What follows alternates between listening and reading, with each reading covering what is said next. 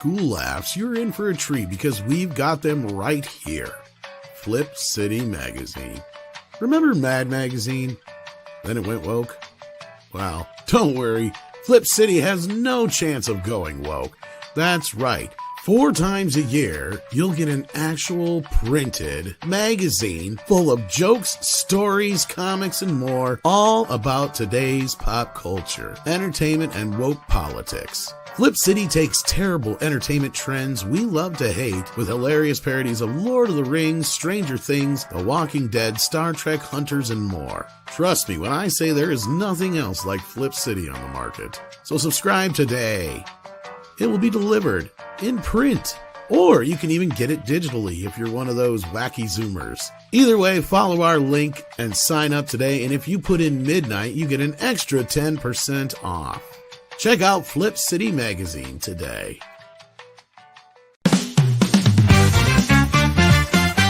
We're gonna get a little bit crazy, wild and maybe even vulgar if you please. It's after dark and we're gonna light it up.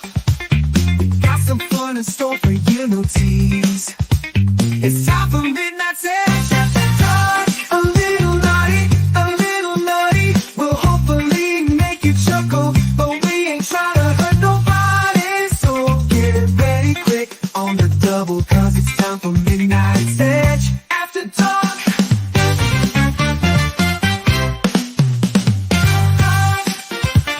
It's Thursday! Time to get down on Midnight Edge After Dark. We got a Beetlejuice trailer, a Beverly Hills Cop 4 trailer, and a whole lot more. Let's get it on! I like turtle. Welcome everybody to the show. I am Tom Connors. It is Midnight Edge After Dark. We get a little bit nutty, a little naughty here. We have fun. Not that we don't have fun on the main channel, but a little less censored, let's say, whatever you want to call it. We got CC karaoke. What was that script? A little less formal and professional. It's a different type of profession and formality. We've never been professional. Amen, brother. That's right. We got CC karaoke in the house. How you doing, friend? Keeping it thoroughly unprofessional. Well, that's the best way to do it. Don't call me friend, buddy. Yeah, don't call me buddy, pal. Don't call me pal, buddy. I'm not your friend, pal. It's nice that you know exactly what I was talking about. I love that episode. Gotta watch out for Scott. He's a dick. You're a dick. How you doing, Bryce? Good. How's it going? I'm feeling a bit better today. Glad to hear it. Hopefully I don't sound as weird as the other day. Nope, 6 is low key shitting on the intro song. Yeah, it's the best one. Whatever. What? No. It could be better. It could be better. It sounds really dated. It's a little dated. I tried to do like a game show theme and it just didn't quite work. It was more like you'll have to maybe help me out with that. Emo, early 2010s theme thing going on.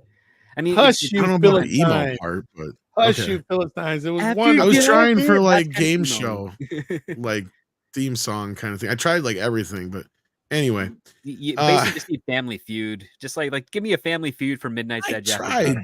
It doesn't. See, it won't let you do copyrighted things. It's. Yeah, I'm not gonna get it. One of these days, what I'm gonna do, because Jason Webster, for instance, I don't know if he's listening or not, but he's responsible for like 3 or 4 of the last few of my songs that I've dropped because he comes up with the story and the song. Then I just got to write the song. Basically, I was going to see if one of these days you guys want me to do a stream where you help me write a song on the stream, and then you guys can see what I have to do to actually go to do this. Because I know Six just doesn't understand the concept at all. She's like, doesn't get it, but she's tried wrapping her head around it. And I can understand where people are like trying to figure out how to do this stuff. But I wonder if it's too much if I'm showing how the sausage is made and I'm giving away. Yeah, all no, trades. keep it a secret. Don't let them find out. You could let us help you with it in private, and then we debut it because that would be. I actually tried the. Is this a sex thing? Only if you make it a sex thing. Only if you want it to be. After you told me about it, I tried it out, so I know exactly what how how it works, pretty much. Oh, I understand it. It sucks. I know she doesn't like it. She hates everything. She hates everything. She hates more stuff than I do. She's like Mikey. So Yeah, but we love Six, and we also love Script. How you doing, buddy? Doing well. I'm in the waiting game now with Hollywood, so that's always fun. But occupying my free time by doing lots of writing and getting prepped for some more scripts on Saturdays and trying to see if there's any new lessons I can include on my Patreon for all my patrons out there. Interesting. We also have Brian, that 70s rock fan, here with us. How you doing? I'm doing Hey, very well, my Brian. friend. I can We- confirm A that new I am not. avatar. I have a new avatar. I've been playing with AI images, so I just thought try a few out. It doesn't quite get the yellow stars green. He's got- right? He's got 3 fucking hands. What the fuck? I don't know.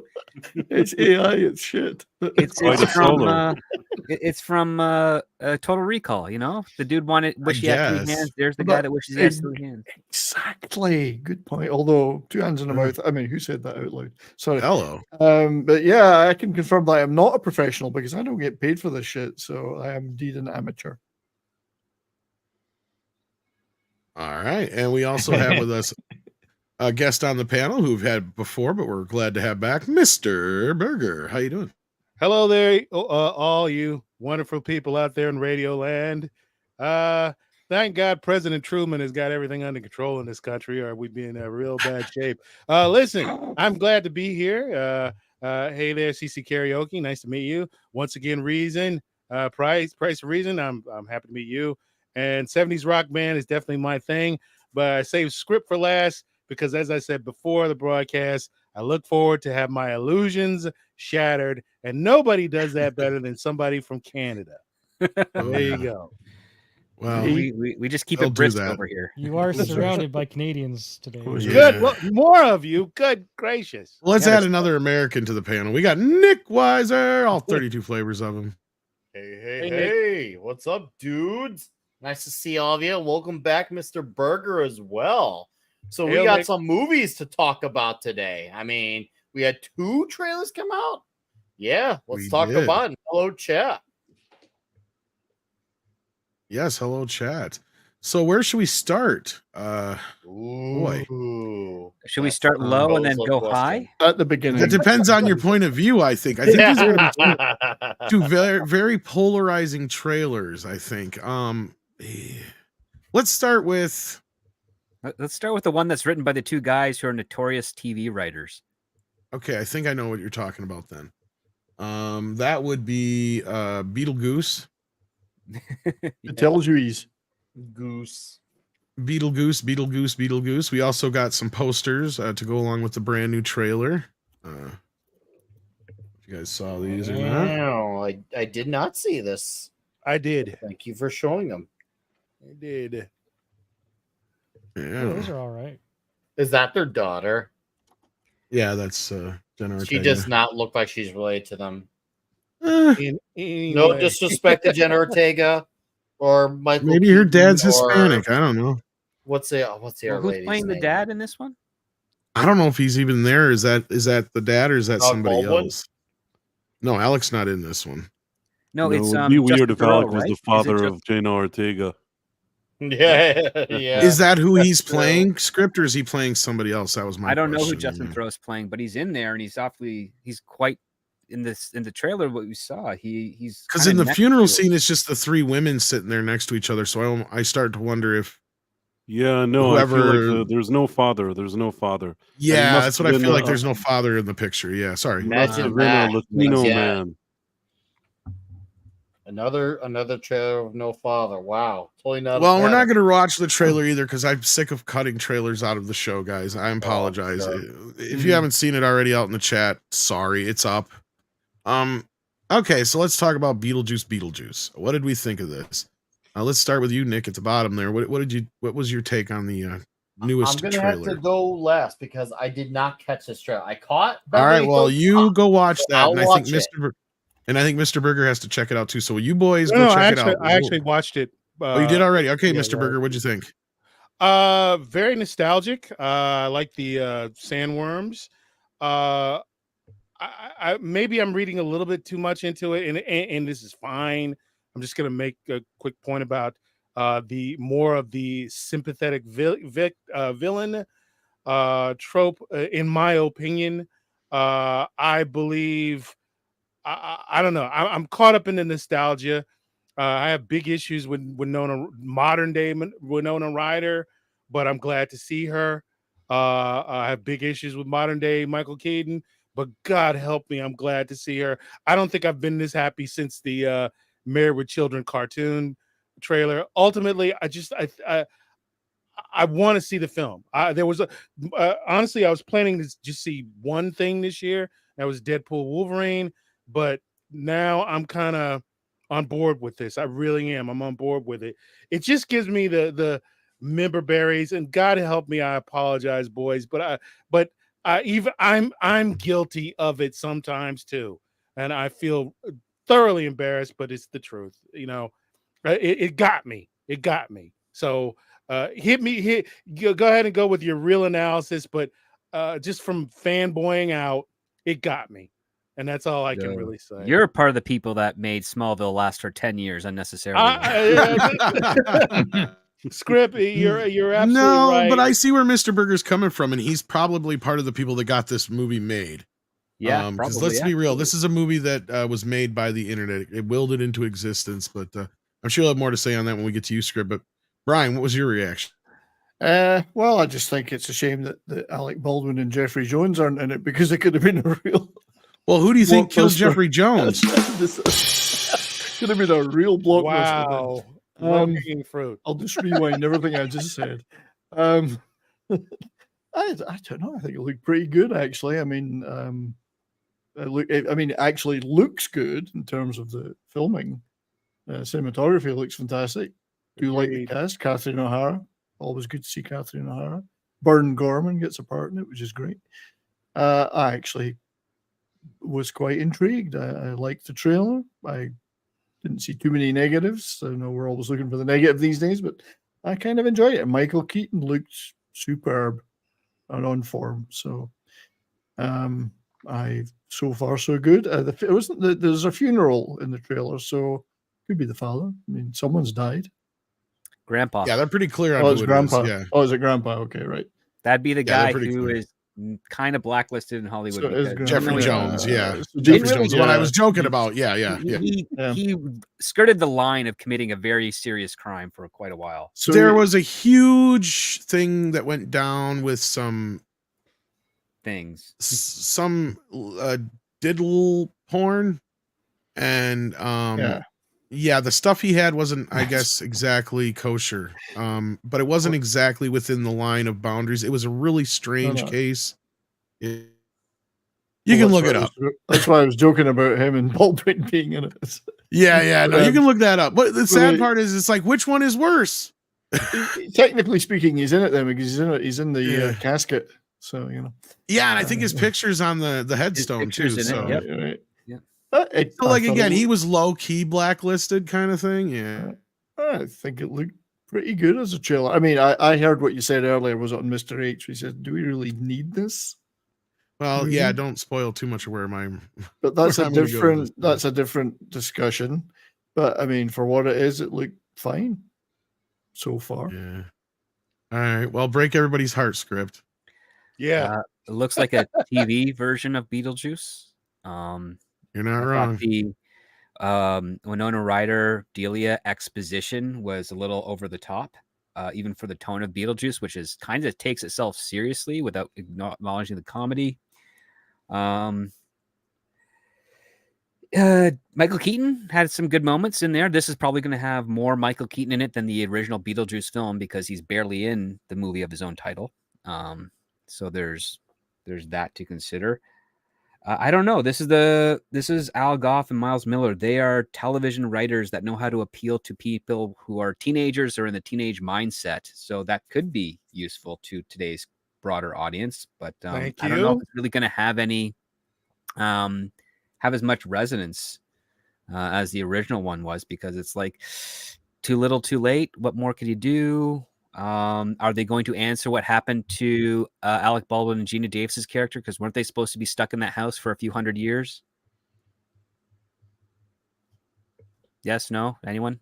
I believe That's a so. good I question. believe so. Honestly, I think they alluded to that. I say in they. the- I don't recall any specifics, but like, yeah, the whole thing is that they have to learn how to deal with the living and all that shit. Well, So, no, yeah, they're like, stuck there before they can cross over because Yeah. you have the caseworker.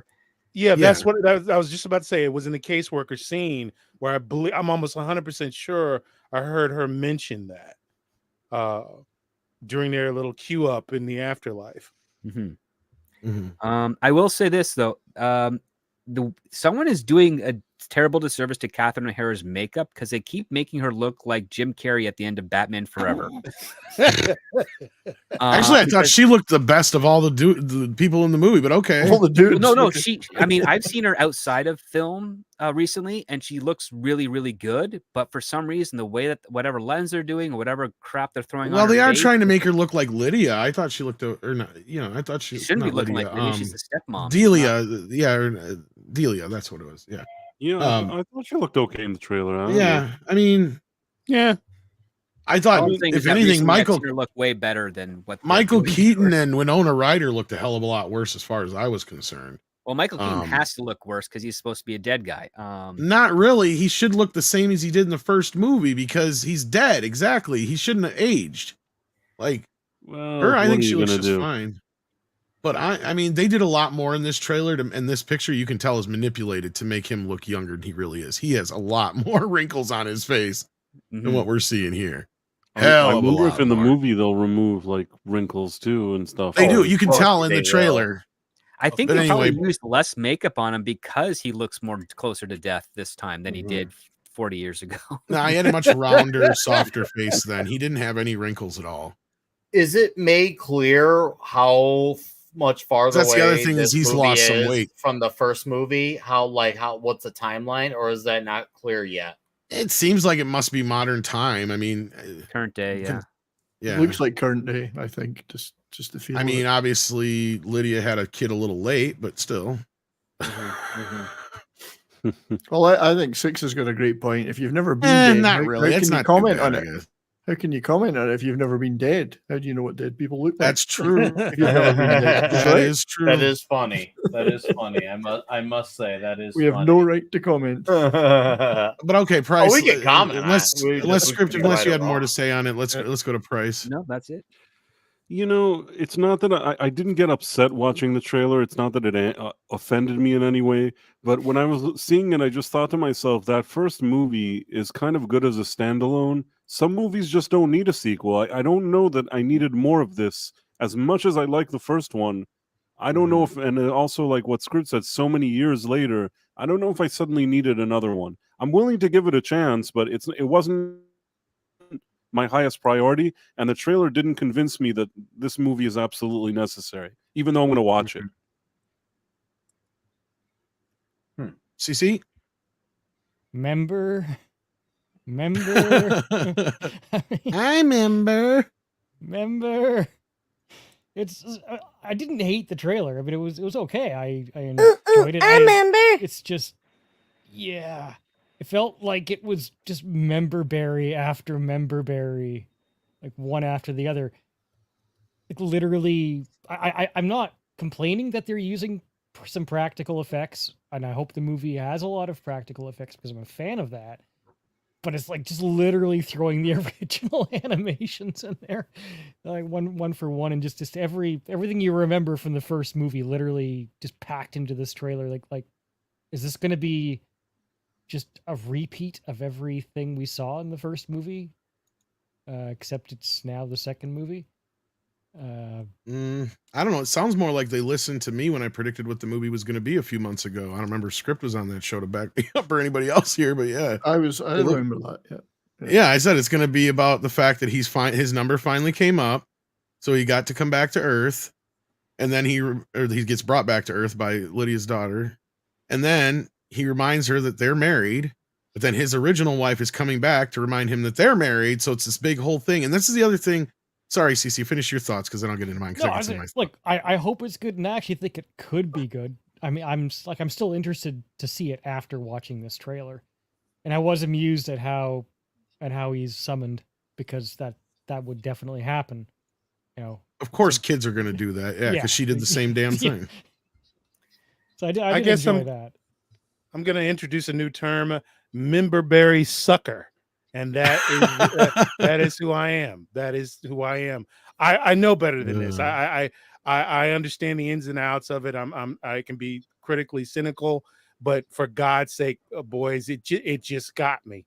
It really did. Go ahead, Tom. I'm sorry. It just got me. What can Oh, I say? didn't even know there was 2 different trailers. That's being brought to my attention. So. Well, I'm just wondering, is this going to be a hunt movie where they're going in to find Delia, who walked into the afterlife, and they're going to go rescue her so that she doesn't die, because she's probably looking for her I husband. got a little bit of that too, but the other thing is the fact that they're married, they're working together at one point, you can tell, and then you have his original wife coming after him too, and But she was is taking presented? more. 'Cause I didn't see it at third, or less. Oh, she's in the trailer. She's in the trailer. Her? Okay. Yeah, she is. That's Monica Bellucci. Monica She is That's a good Beetlejuice's choice. wife. Yeah. Anyway, so like I said, it's almost exactly what I predicted it was gonna be. So far, it looks like, and I just look at this point.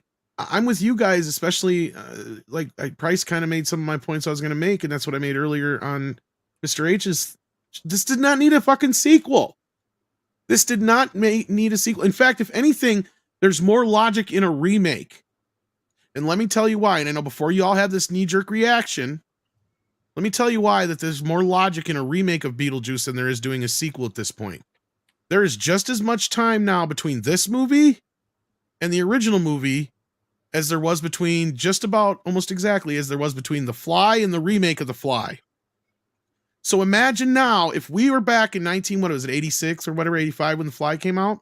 Yep. If they decided instead of letting Cronenberg remake it and do it his way, they forced him or somebody else to do just a updated sequel of The Fly.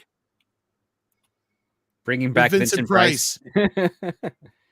Think about that for a minute. This is how this is going to come off to most kids.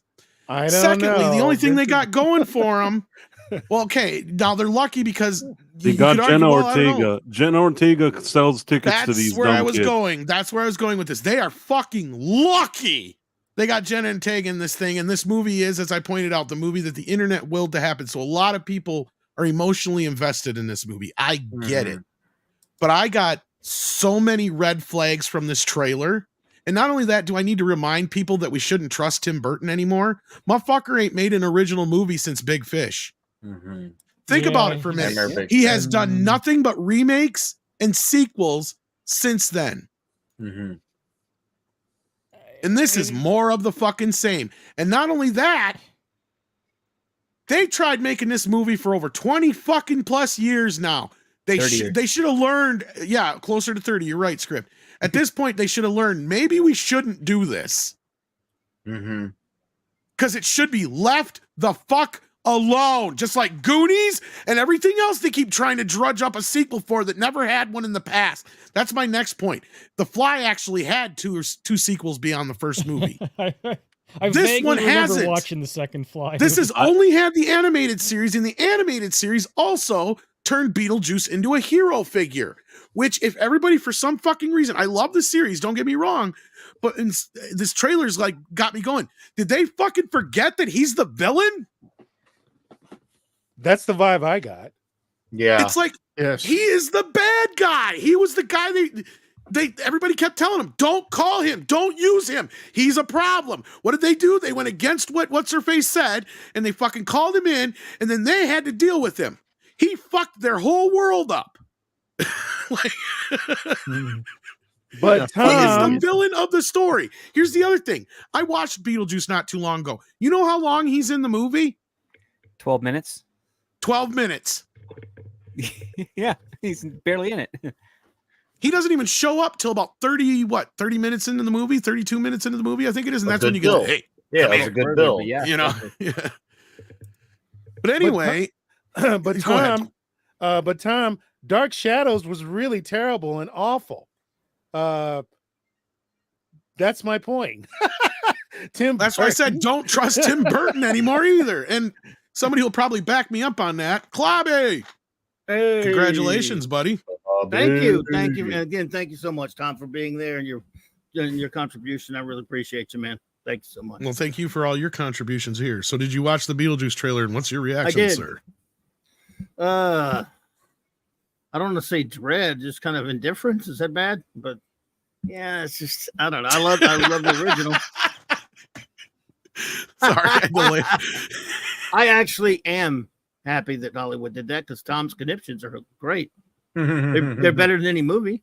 And Six playing producer, even when she's not even technically doing anything as far as a producer role goes. She goes, "Congrats on what?" Yes, for those who don't know, Clobby was celebrating 15 years on YouTube and 500 shows. Is that what it was, or what was the other? 500 shows. I'm sorry. No, 500 episodes on YouTube, but 15 years and 1,500 episodes of podcasting. Yeah, you threw me off with all the fives. I know. I was a little 555. I just knew I had to give you $15 for the 15. Don't be so modest, Clobby. It was your 1500th birthday, and we all know. Yes, that's true. But yes, he's been on Earth almost as long as Jesus. So yes, it was 15 years of podcasting, 1,500 episodes, but only 500 of which were on YouTube. And I'm so glad that's over now because I'll never have to, sort that out again like that. And it was a wonderful time. So many great friends showed up, and I appreciate you all. Congratulations. That's a lot of clobbering. Yeah. I've done some clobbering. Oh, Six, that's okay. I love you, Six. You're here now. I didn't put the word out properly, Six. That's really kind of on me. I scheduled it, but I should have put out more notice. I wanted to get it done before tonight's show, And then Sergeant Point Blank asked, is Danny Elfman doing the Beetlejuice 2 score? I believe he is, but that was one thing that I noticed too about the trailer was there was nothing in it to evoke. I mean, there was like a little bit of the Deo crap again in the beginning, and then like this very orchestrated version of the Beetlejuice theme slowed down. Of course, he doesn't look like himself. That's what I said too, and everybody's like, it looks like Ernest P. Worrell. People forgot how chubby he was when he did the first one. Well, because he had a very round face. That's true. I think you're right. He's a ghost with a moose, babe. Yeah. Nice fucking model. That was one of the last PG movies they got away with an F word in.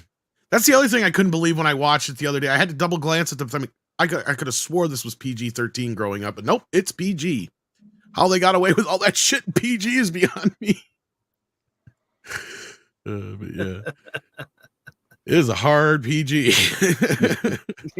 People, especially for the grotesqueness. Right, and it was after Indiana Jones and the Temple of Doom, so it should have been PG-13, really. It came out the same year as Last Crusade, or the year before, wasn't it? Year before, because 88, right? Yeah, 87. 88, right? Or 87. Yeah, you're right. Because but after 58 is when the Fly they came changed out. The rules, so this should have already fallen under PG-13, I think. Folks, kids were made of sterner stuff back then. Sterner stuff back then. We were. Yeah. Well, I was. And actually, I think Indiana Jones and the Last Crusade probably was only PG. It should have only been PG, but I think they actually gave it a PG-13 just to make a point to Steven because it was his fault that damn thing existed. And look, at first, when it was first enlisted, it worked beautifully. When they actually used it for what it was for, it was brilliant. But then they changed what constituted what. And if you haven't seen it yet, I know it's a little out of date now, but one of the greatest documentaries on the subject, or the only documentary on the subject, but it tells you everything you've ever needed to know about the rating system and how fucked it is. This film is not yet rated. Check it out. It was on YouTube for free to watch for the longest time. It should still be. I know Netflix had it forever. It is a great documentary. Yes, it's a few years out of date now, but I'm sure that stuff is still... Oh, it's a brilliant documentary because they hire a private investigator to investigate the people down on the ratings board, and then those people are going to be watching the movie that they're rating, and it's hysterical. And I think, even though I think they've told it many other places, isn't that in the documentary? That's where they have Matt and Trey, where they talk about how fucked the system is because of the shit they had to deal with between the South. They literally shot stuff they knew would be removed so that they could get the rating that they needed. So, and that's some movies. Did that back in the day. They haven't had to so much recently. But yeah, it's rating system is it's random, it's arbitrary, it's never 100% consistent. There aren't any really written rules. It is based on feelings. And that's why you've got some really messed up ratings for movies that should be either harsher rated or not near as harshly rated. Not only that, the board is never representative of what they claimed it to be either. That was the other thing the private investigator found out. But you were going to say something, CC? Sorry. I was going to say, growing up, I just snuck into the movies I wasn't allowed to see. So it didn't really stop me. Well, we grew up in the day and age of video and cable, so it wasn't really that big of a deal unless your mom caught you. That was like, you know what I mean? Like, King, my mom and dad showed me Beetlejuice the year it came out. I was a toddler, and it was awesome for me because I didn't even like register the whole Gina Davis ripping her face off thing. It was just, oh, okay, that's something. It didn't scare me or anything like that. Even with the severed head of Alec Baldwin, it's I mean, nothing. Just I mean, parents and kids vary. I get it. Like my parents were one of those that they would let me see certain things, but other things they weren't. And then in hindsight, I'm looking back, going, how the fuck or why the fuck did they ever let me watch that at that age? You know, and then there's some things later on in life where I'm just like, I don't see what the problem was with this. So you'll have that. And I'm sure, like I said, mileage will vary. I was a little kid when allowed, it came if not encouraged, to watch All in the Family, but not allowed to watch Married with Children. Wow. Wow. I can understand though to a point. Married I with kind of Children understand is that. more cartoonish than All in the Family. I was that's allowed probably to watch why. everything. It was raunchy though. I was allowed to See, watch everything. Yeah, because like I can understand from a point of view of All in the Family actually has poignant things of the time going on in the subject matter, to where Married with Children, it did, especially as you get past like the second season or whatever it was, they really leaned into the lewdness of the show. I mean, wasn't it you, Script, or somebody else who just said the other day that like if they could have got tits on in that show, they would have? Nope, just because it was me. I know some of the people that used to work on that. They said if they could have gotten exposed on network, they would have done it. Yeah, exactly. So they really leaned hard into it after the first couple seasons. I remember that because the first you watched Married with Children now, so I was really kind of shocked by how tame the first like season it was when I went back to watch some of it. I'm like, God, this doesn't even feel like Al and Peggy. Like they're not even that antagonistic towards each other. And then you get to a point where just all of a sudden it turns into the show that it is. And it's just like, you could tell there was like a switch almost of it. It was a little gradual, but anyway, point being is, yeah, it's a way different show in the first season than what it became later on. Or at least Well, they were still testing the waters there. I mean, they were trying to do something different and push some kind of envelope. And I think that they themselves didn't know how much they could push it. And then they just kept pushing it, and it just nobody stopped them. Well, in between them and ABC, it became like this battle of who could push it the farthest, because NBC had NYPD Blue, and they were getting away with all sorts of shit. You mean ABC? Right. ABC. Right? ABC. Did I say ABC? I meant ABC. Yeah, I'd say NBC. Whatever one I said, I meant ABC. The one that had NYPD Blue, because that show was the first one to have bare ass, and then I think they even had a side tit or a tit in one episode. The Commish, I think, was the one that had. Or was it the Commish that had that one? Yeah. That was another one too at that time. There was a couple of those shows that were getting away with it. So Fox would then turn around and push the button. You guys were deprived, and I lived in the UK, and we had Benny Hill and stuff. Yeah, you guys had that shit all the time. No, but I love that because there was a joke. There was a joke that was hilarious on The Simpsons back when they used to be good, where like Marge goes, I didn't realize how Fox has slowly become a porn channel or something like that. It's just a hilarious fucking joke. Because we all knew it was true. Because it's like Fox just wore that shit like they were happy about it, right? Like they were like, we're gave pushing them this attention. They were the new network on the block. They needed people to tune in. What else? What do you do then? Just give them something that you can't get on the normal networks. I'm sorry, side boob, side tit does not sound as good. Yeah. But anyhow, we got a couple more super chats here. Let's see what you guys are saying. Sergeant Point Blank says with $2, now everything is TV 13 plus, 16 plus, and what the fuck so random. Yeah, it is. Well, that's because the TV ratings just came in and fucking complicated everything. And I think that was mainly, correct me if I'm wrong, Script. It was because the MPAA would not let them use the PGG, all that stuff ratings, because they didn't want to, for whatever fucking reason, or they didn't want to use them for that reason, and they went and made 100 fucking ratings for shows, and it's like, at this point, what the hell? You don't even know what the hell any of this means. Nobody's going to pay attention. It was more complicated than that because beforehand, what they would end up having is they used to have the parental discretion before any of the shows that they'd play. And Right. parents got really upset with that, and they said they wanted a rating system. And so they actually did. I mean, in Canada, they matched the exact what the MPAA was, and then they added in a few others. So you'd have your 13 plus, then you'd have your 14 plus, then you have your TVMA. And the reason they did this is that it would pop up every time you came back from commercials, so that if you were watching it or your parents were walking by and they saw you watching something that was out of your age sphere, they'd be able to catch it immediately, as opposed to not knowing from the beginning, because it was only that first 10-second disclaimer, and then Baby Blue 2 on City TV would be playing all night, and no one would ever bat an eye if you didn't get the right scene.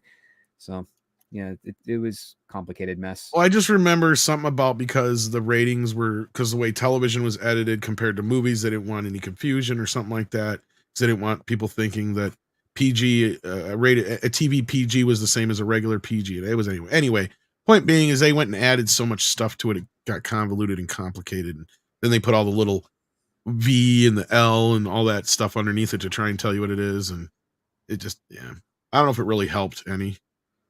Jason Webster points out that the animated series ran from 89 to 91, turned Beetlejuice into a hero. Yep, I did say that, Jason. I think you came in late, though. Hopefully you got to hear your new songs. They are up. But yeah, so, I mean, I hope Beetlejuice is good. I really, really, really do. I'm not going to hold my breath, though. Now, it's going to be Wednesday quality. And Wednesday was okay. A lot of people liked Wednesday, so... Who knows? This might be kind of the surprise hit with people, but it'll probably be one of those movies I predict that a lot of people will like. I'll probably hate. It'll be the Force Awakens of Beetlejuice.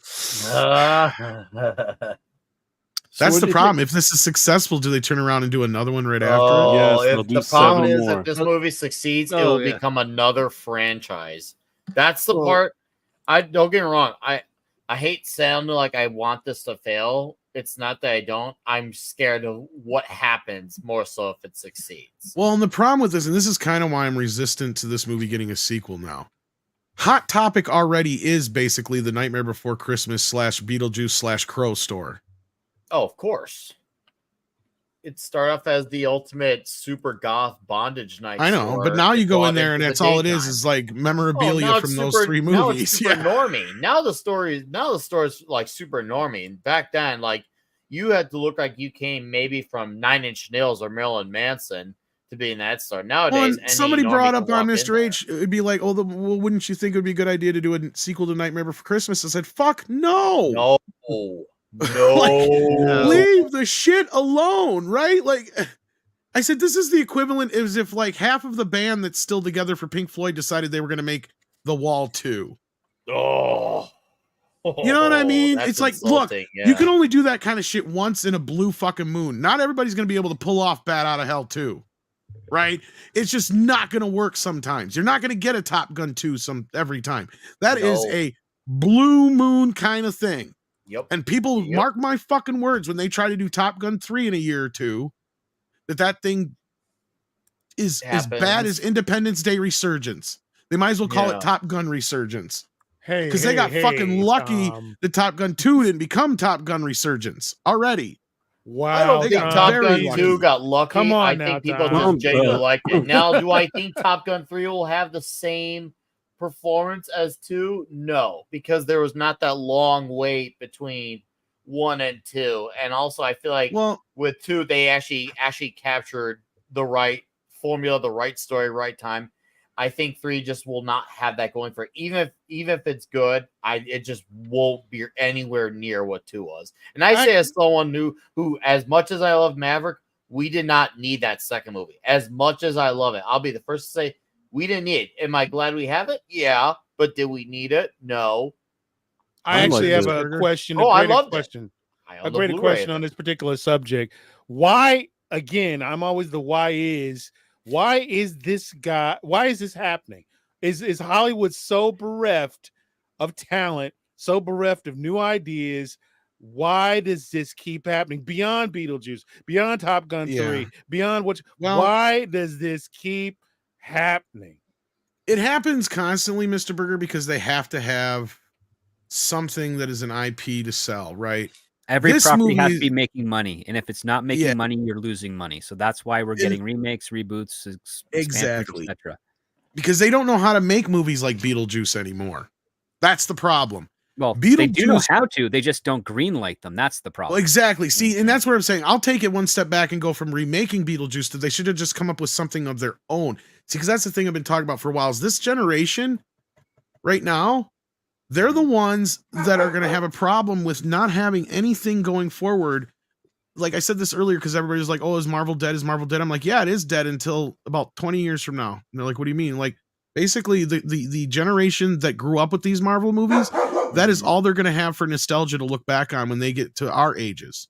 Yeah, right. They're gonna look at their nostalgia as Marvel movies and tons of remakes and sequels for things that didn't. And none of that's going to resonate and stick with them. No. I guarantee And I don't you, blame none them. of this shit will. No, and it that's what won't. this movie feels like to me. It feels like fodder that's going to get thrown away because it's good for a weekend at the box office to go see it. Oh, cool, that was a thing. People forget about it in a few years. It'll never have the staying power of the original film. That's my whole point of just leave it the fuck alone. But there are some franchises that do lend themselves to more sequels and stuff like that.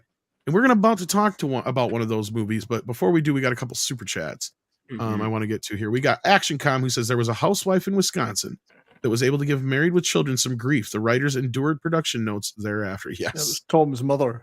It was.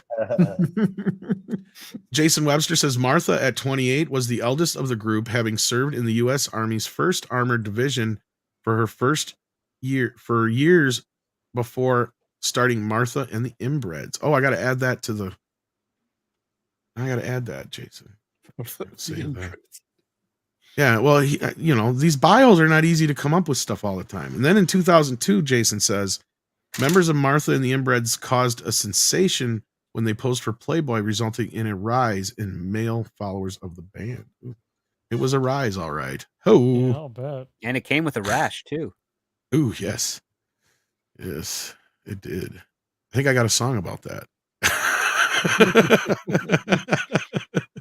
I bring up. Oh, go ahead. Martha, my dear God. Why did you say that name?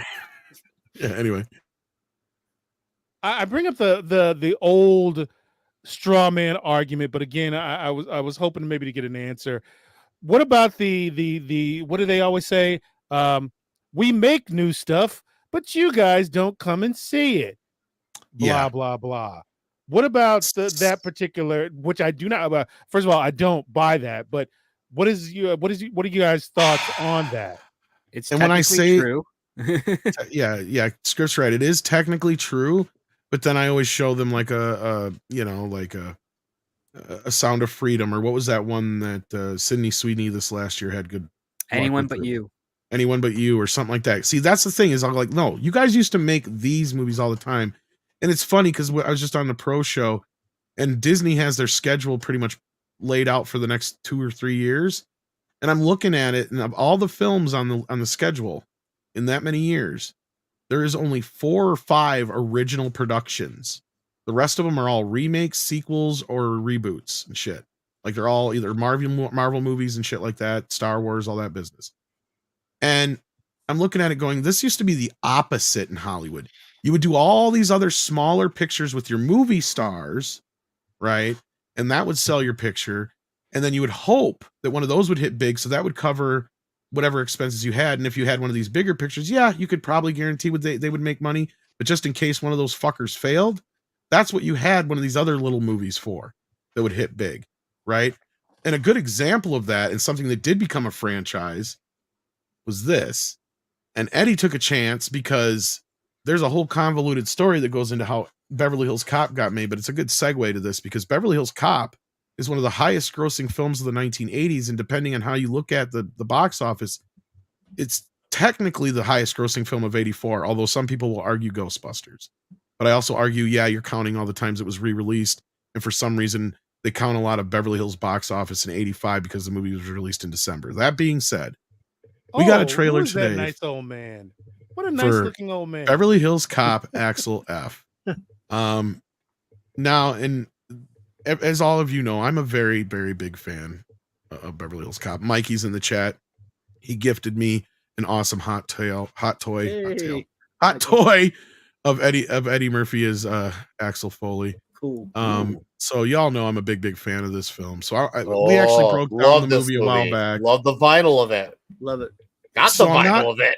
I'm not against another Beverly Hills Cop, but I've already gone through what the movie's about. I know what it's about, so I'm going to reserve my reactions to this trailer for last. Let's start with you, Price. What did you think of the trailer for Beverly Hills Cop, Axel F? It's better than I thought it would be. I thought that it would be worse than this. I can't tell you if it's a good movie, but at least I didn't think that when I looked at the trailer, I wasn't overly upset or annoyed.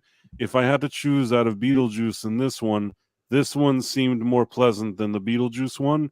Although in both cases, I'm not sure these were necessary movies, but the Beverly Hills Cop 4 one looked a bit better. All right. Clubby. Yeah, I think I agree with everything Price said there. I see it, and the last trailer didn't do much for me. This one, because I've always said that there are some. Again, I'm not sequel crazy either, but I believe you can do good sequels sometimes, and some characters lend themselves to further adventures. Some don't, and other ones, I think it's even kind of cool to skip a lot of years and then revisit them, and you could do a fun, credible story. And I'm not saying it's never been done that much, but I'm saying potentially it could be. And Axel Foley's a character like that for me because he's such an enjoyable character. Seeing an older version of him in an adventure, let's face it, this is going to be something of a rehash of what he usually does, can be entertaining. There's a shot of it. There's a shot at it if they are true to the character and make it similar to the other ones. Will it be anywhere in a class with the original? Of course not. But this at least makes me believe. This makes me want to see it. And that's a far cry from most trailers these days. All right, Nick. You know, I surprisingly really enjoyed this trailer. I was very underwhelmed with the previous one, and like Maverick, like Beetlejuice. It's a sequel that we didn't need, but that doesn't make the movie good nor bad. It just means we didn't need it. And when I mean that's by that statement, for clarification for those who don't understand, it means when a movie ends and it really wraps up in a bow, no loose ends. Movies like Top Gun did that, Beetlejuice did that, the first Beverly Hills Cop did. It doesn't mean that sequels can't or should never be made. Granted, I think a lot of them shouldn't, but you could still make a good sequel of it, maybe create an idea if you're creative enough. But that all said, so now people understand my position there. I was actually really impressed by this trailer, and I didn't think I was going to be.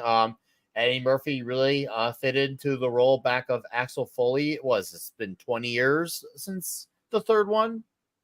I think 30, because 94. 30. Yeah. Oh yeah, 30. Yeah, 90. I mixed up. Sorry. I for some reason I remind myself it's 2024, not 2014. I mean, Anyways, he did play the role again a decade ago for a unmade pilot.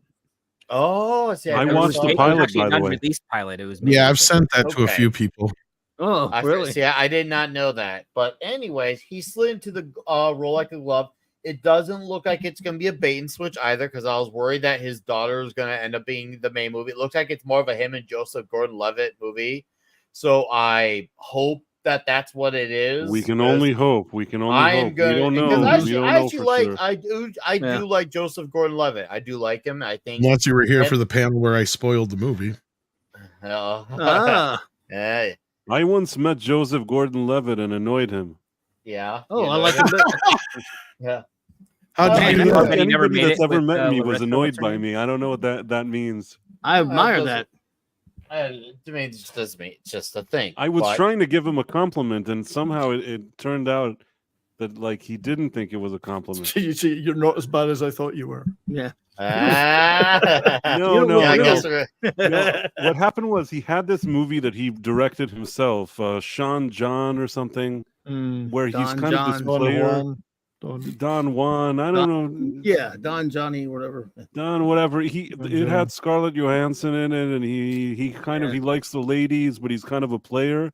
And I was sitting one day, and I think I had one of those HBOs, whatever it was, and I don't know, it came on, and I thought it would be crap because I'm like, what is this stupid movie? And then I watched it, and I actually kind of enjoyed it. So when I saw him at something, then I told him, hey, I have to tell you, initially when I saw that, I thought it would be crap. Wow. You led with that. yes. Yeah, that'll do it. And then I said, but then I watched it. It was actually good. You did good with it. But he didn't seem to be happy. Like, I guess the part with it, I thought it would be crap, Yeah. didn't that's sit true. well with him. Basically, you said the premise sucked, but I liked the execution. Yeah. Yeah. I mean, I didn't even say this, but I also even didn't think he can direct a movie. So take that along with the fact, like, I didn't rate him very much, and like, I didn't think he could direct a movie, and it looked stupid. It And I sounds like watched you were it. It was setting pretty him good. up for a backhanded compliment. I didn't know you had it in you, but you did. Wow, I can't understand why he would have been upset by Yeah, that. not at all. Right? You Can't kinda even in the least. justified it. Yeah. You kind of And at least I give him credit. He didn't say he was upset, but he just made this kind of sour face. I feel like anybody I've ever talked to, like in the industry, always makes a sour face when I talk to them. That makes you a superhero to me. Okay. So where do we leave off here? Nick, you got to go, right? Yeah, I'm looking forward to. I'll just finishing my thought. I'm looking forward to watching it. I hope it's good. I'm gonna raise hell if it's not, because once again, we didn't need the sequel, so don't waste my time giving us something that ends up being a waste of time. All right. Well, I'm gonna bump over Mr. Burger just for a few minutes because the white guy's got to leave here. Sorry, don't take that personally, Mr. Burger. Brian, you got to go to supper. So, what did you think of the trailer? Well, do you know, maybe I'm being very uncritical tonight, but I enjoyed it immensely. It's great to see Taggart back. It had a lot of looked like it had a lot of fun in it. A lot of laughs, a lot of action. I am concerned about the lack of appearance of his daughter in the trailer, like just that tiny couple of bits we saw, which could be bait and switch, of course. But yeah, I thought it looked pretty damn good, I have to say. So, although I'm a bit concerned about one of the writers being involved with Justice League, Zack Snyder's Justice League, but that's beside the point. But yeah, so far so good. It didn't put me off, and it actually made me want to check it out. So yeah, this is a movie Script Doctor and I should have wrote, but anyway, yeah. So it wasn't bad at all. I thought quite entertaining, and unlike many trailers now, it didn't. Trailers now all seem to be the same now, with the same music and the same editing, and in a world where whatever, bang bang bang. Well, this had a remix of the Neutron Dance and an orchestral-ish kind of weird version of the Axel Foley song. It was a fun trailer that showed us a lot of good stuff. So Seemed I like they liked were the trailer. They were trying to do like a trap version of Axel Foley, which annoyed me. Something, yeah. I couldn't put my finger on it. That kind of 2024 kind of shitty kind of thing. Yeah, I didn't mind the Neutron Dance one so much as I did the Axel F bit. But thanks for being here, Brian. Sorry to interrupt you, Brian. Slide, go on. Enjoy the rest of the show, guys. Thanks for having me, and see you next time. All right, buddy. Take care. Take care. Bye. Good, man. So how in modern music there's that trap kind of thing where you have 70 cymbals in 1 second, or I don't know how to describe it, but the hi-hats, like 70 hi-hats in the same 2 seconds. I feel like they were trying to do that and then plug the Axel Foley music into that, which kind of annoyed me. Unless I didn't listen correctly. Yeah, I'm not 100% on that, but yeah, it's something I couldn't put my finger on it either. But Mr. Burger, what'd you think? Axel F. You're muted. He loved it. It was As the member berries he was looking for. sucker on the panel. I promise that I am a lot more critical and a lot more analytical about this stuff. But both of these trailers, Beetlejuice and Beverly Hills Cop, they got me. And I maybe this is just a bad night for me. I loved it. I really want to watch it. I'm intrigued by it. Eddie Murphy hasn't really missed a step. He's a pleasant old man, but and he's in a really decent trailer. I thought it felt very 80s. I don't know. I really couldn't explain that for $1 million if I had to. But I got suckered in by the nostalgia bait. I got suckered in by everything. Yeah, Tom's right though about the music. That my only criticism, the music is just a little bit. It pulled me out of it. but I have not ever eaten this many member berries, folks, as I'm eating tonight. So that's all I have to say. It's just I'm looking forward to it because I literally stabbed myself in the leg with a butcher knife so I wouldn't smile. But before the end of the trailer, I was smiling. So hideous lacerations for nothing. Wow. And you're not even on camera, so you could have just lied to us this entire time, and we never would have Not known. me lie? How dare you, sir? Never, ever. But yeah, I liked it. I liked it. So Excellent. I liked it quite a bit, and I'm looking forward to it. Now he likes to take the pain for the fans. So yeah. I just didn't want to smile. I didn't want. As weird as it sounds, I kind of wanted to dislike it, but God help me, I couldn't. All right. Well, somebody who probably could dislike it, even if it was enjoyable trailer script. This looks a lot better than Beverly Hills Cop 3. And I think That's that was not a high bar, though. not a high bar because you should not have ended Beverly Hills Cop series on number 3. So I'm kind of glad that No. they're doing this one here because at least looks like it was shot as a film, where Beverly Hills Cop 3 looks like it was shot for television. I like Joseph Gordon-Levitt. I like the fact that Judge Reinhold is a lot more than what we initially speculated would be the case. Well, he's in the trailer in it a lot more, let's say. He's in a lot. Yeah, he's a lot more of the trailer. But I mean, the rumor was that the only time we saw him was in the scene in the back of the car. And it's like, well, I'm glad that's not the case. No, when I got the leak, I was told he was the catalyst. He got kidnapped or whatever. So yeah, and then but that scene at the end is the end of the film, though. Yes. Is at the end. Yeah, that's what that part I know. But at least it's predicated around him as a character. It's like part of me got like a little bit of Live Free or Die Hard feelings associated with this. Ditto. So yes, exactly.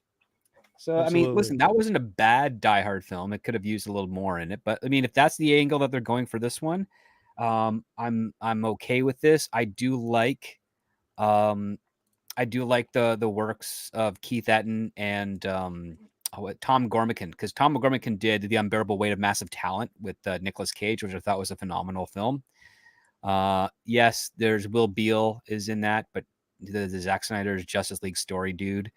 But he's also wrote Bad Boys Ride or Die, and he's also been pitching. I don't think he's going to get it made, but The Legend of Conan. He's been working on that for a few years. So, yeah, it's got a better, pre-production or production team behind this film than expected.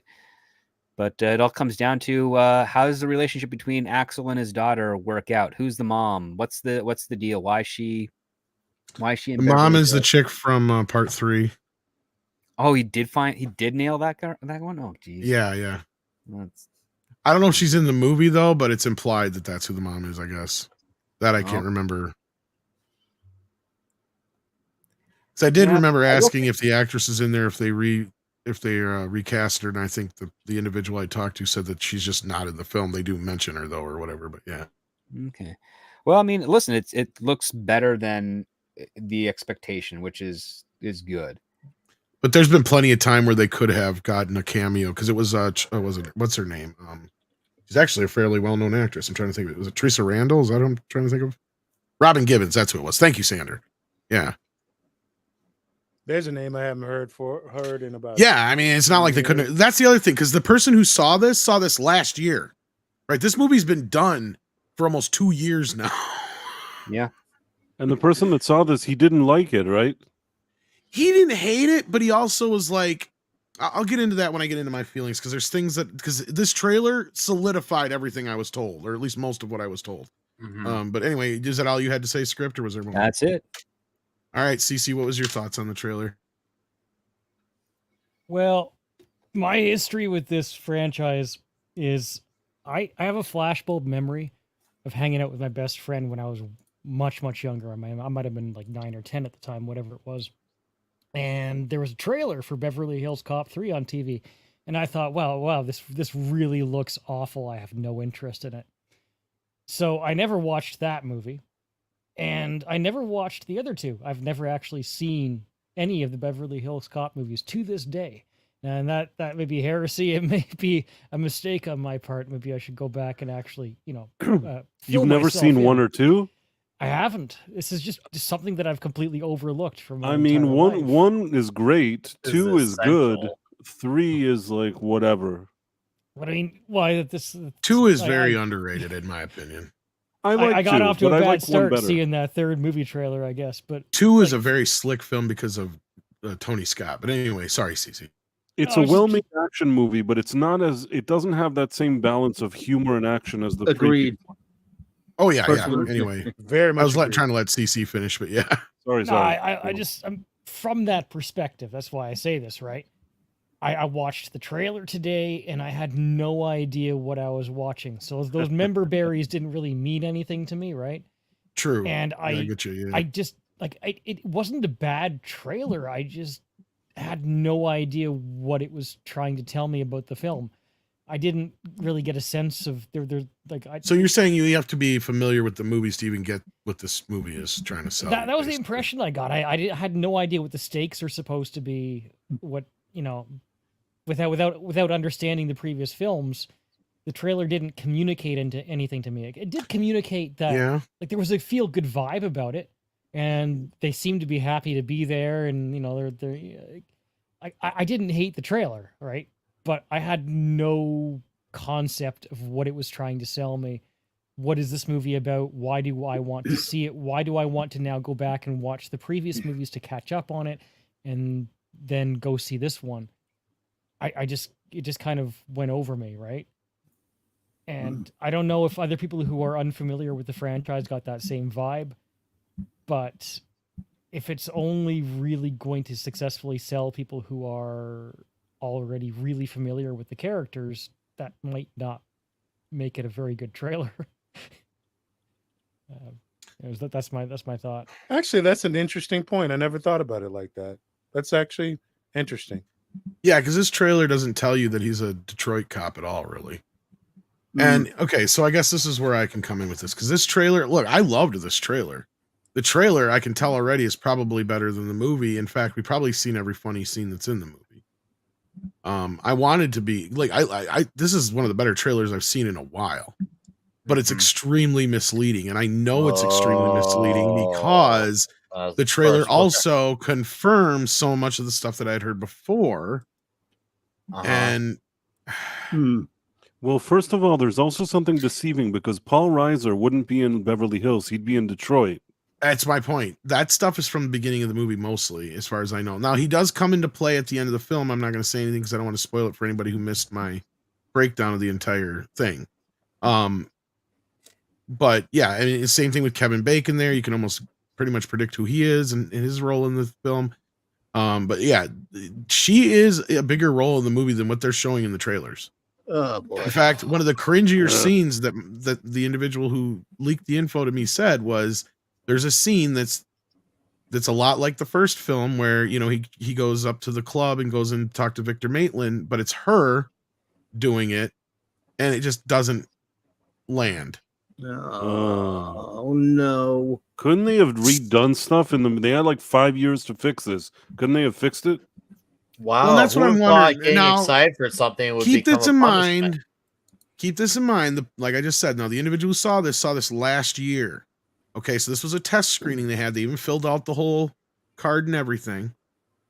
And Netflix could have changed it since then, or Paramount could have changed it since then.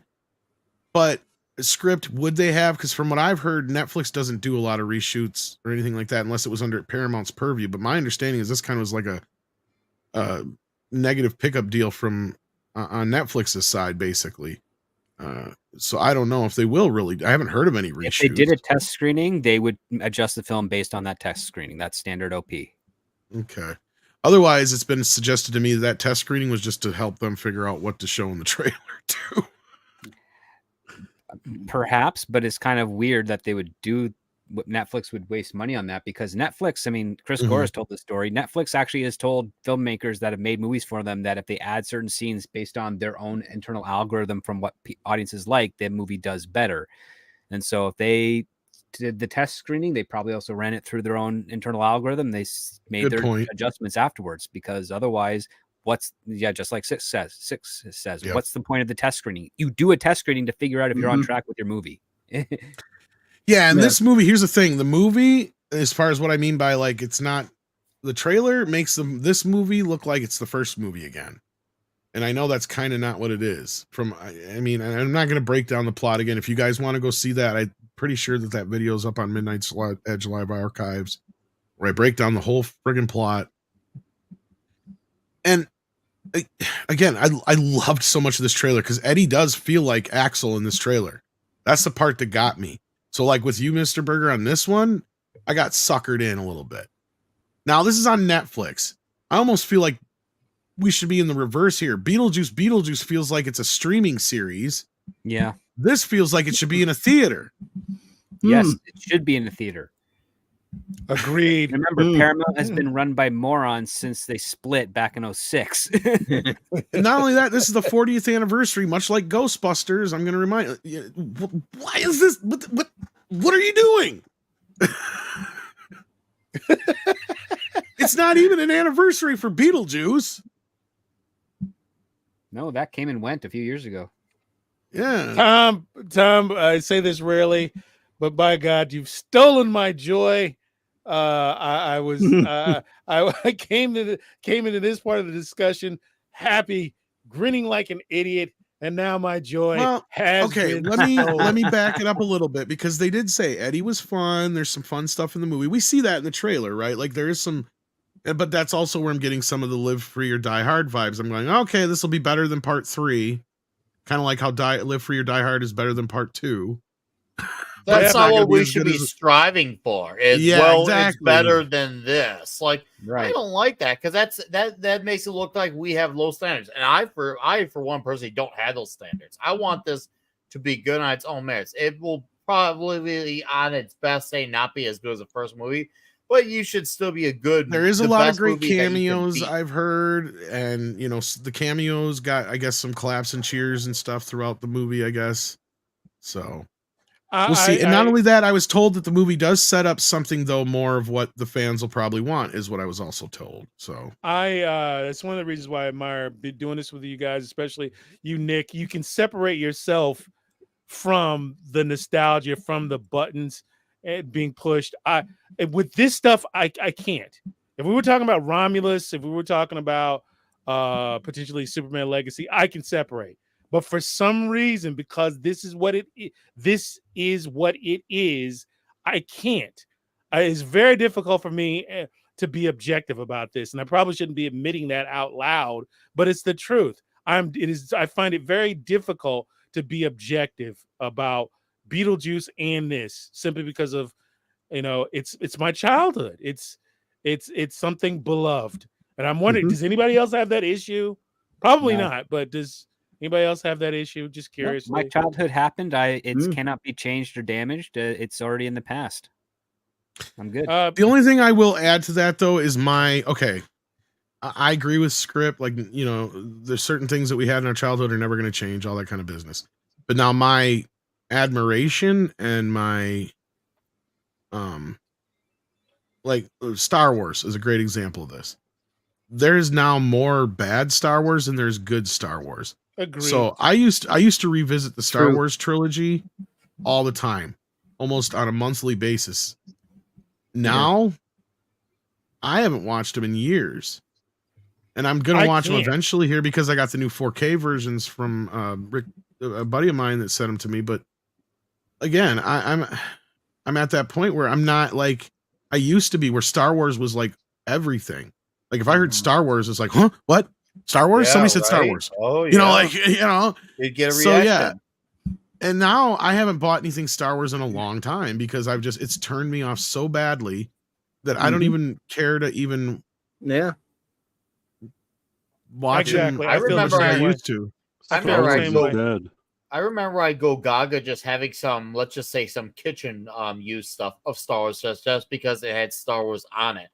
Now I just don't want anything to do with that. And it still does me. It still get that tinge once in a while when I do see something I kind of like in a store. So it's not like it's completely gone, but it's kind of like that tinge you get when you get that, you hear that song that you had when you would dance with an old love, or something that reminds you of a good friend, just something like that once in a while. And then it's just like, oh, it's fleeting for a moment, and then you pass on.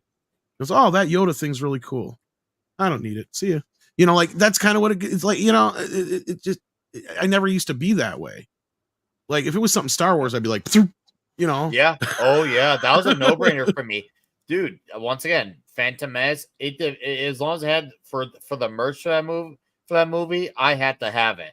Whether it didn't matter if it was KFC, Taco Bell, Pizza Hut, I had to have every single thing. For all the Dr. Pepper cans, I had to have all 24. I was a completist and a half with all that well, stuff.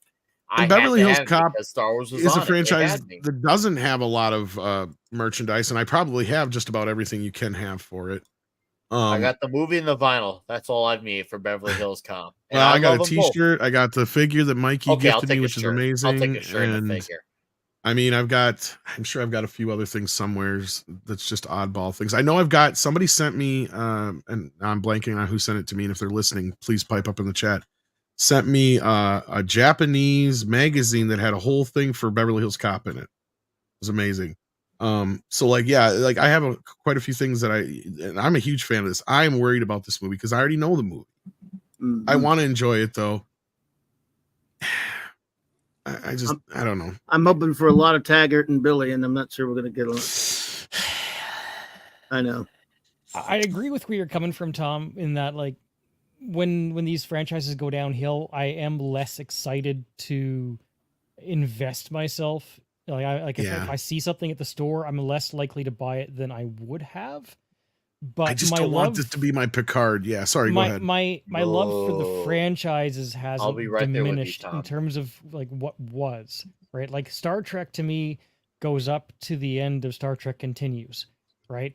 Star Wars for me goes up to 2014.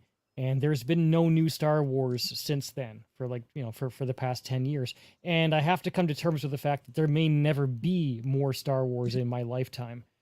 And that does diminish my excitement for seeing anything at the store. I see this new show coming out and it's not mine. It's not part of right. But that doesn't diminish my love for all of the great stuff that did happen up to that point, right? Like what I just go back, I'll watch Doctor Who, right? Just not New Who. What really truly bothers me is I've gotten to the point where I'm almost like Yellow Flash, where it's like a situation where it used to be apathy towards stuff like Star Wars, but now it's become a visceral hatred to the point where I can't enjoy any of it anymore. I really can't. All of it turns me off. And I never thought I would be that way. I thought I could find some joy in hearing the theme or seeing those ridiculous toys that didn't bend or articulate at the elbows or the knees. I wish I could get some of that back. I really do. I hate. I have become right, so you're in the breakup phase still. I guess that's where you're at. No, and I've done this analogy a few times. I said that a lot. I had to kind of break away from Star Wars at one point. This was after The Last Jedi, and I compared the whole experience to the original Star Wars films are that high school love you had, right? Your first love. You kind of compare every love up until a point till you fall in love even harder again, right? So you broke up, things move on. 20 years later, you meet up again. You think things are going to be great. You get together. Things don't quite turn out the way you expected them to be. You part ways again, right? Then all of a sudden, another 20 years down the road, you got your paths cross again. And you're like, you know what? Maybe the third time's a charm. Let's try it. We're both a little bit more mature now. Look, Luke Skywalker's back. Han Solo's back. Things are feeling like they were back in high school. What the hell? This might work out.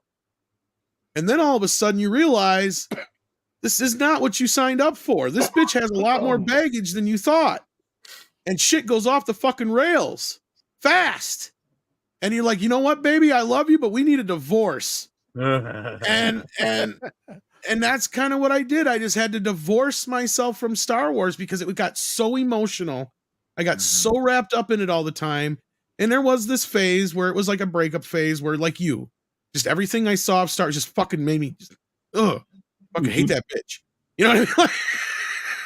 Just fuck off with you. Don't want you to be around me. But yeah, and then I got to a point where it just, I came to peace with it. And now I've gotten around, and it's perfect timing for, getting this gift of the original 4K scans of the original films unaltered that, I'm 2 days away. Guess what I'm going to do? I'm going to watch the original versions of Star Wars 1, 2, and 3 for the first time ever. A long time. 4K. So, I'm going to celebrate actual Star Wars Day. That was for Klobby. Yes, sir. And that's kind of the first time I've come back around to it since then. That's what was the end of my point.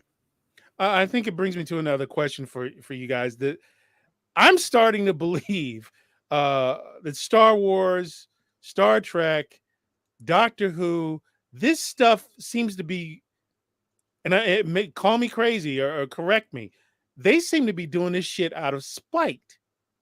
Especially stuff like Doctor Who. Doctor Who does feel like it's out of spite, and I think it's almost been confirmed by the people involved at this point. It looks more like out of desperation. They don't know what to do with it, so they're just kind of swinging for the fences, and they're not even taking aim. But the rest of them, script, it really feels personal. I'm not even joking anymore. It feels personal. That's because you need it to be, because if it's all incompetence, then it's just it prevents them from you being able to blame them for doing this purposefully.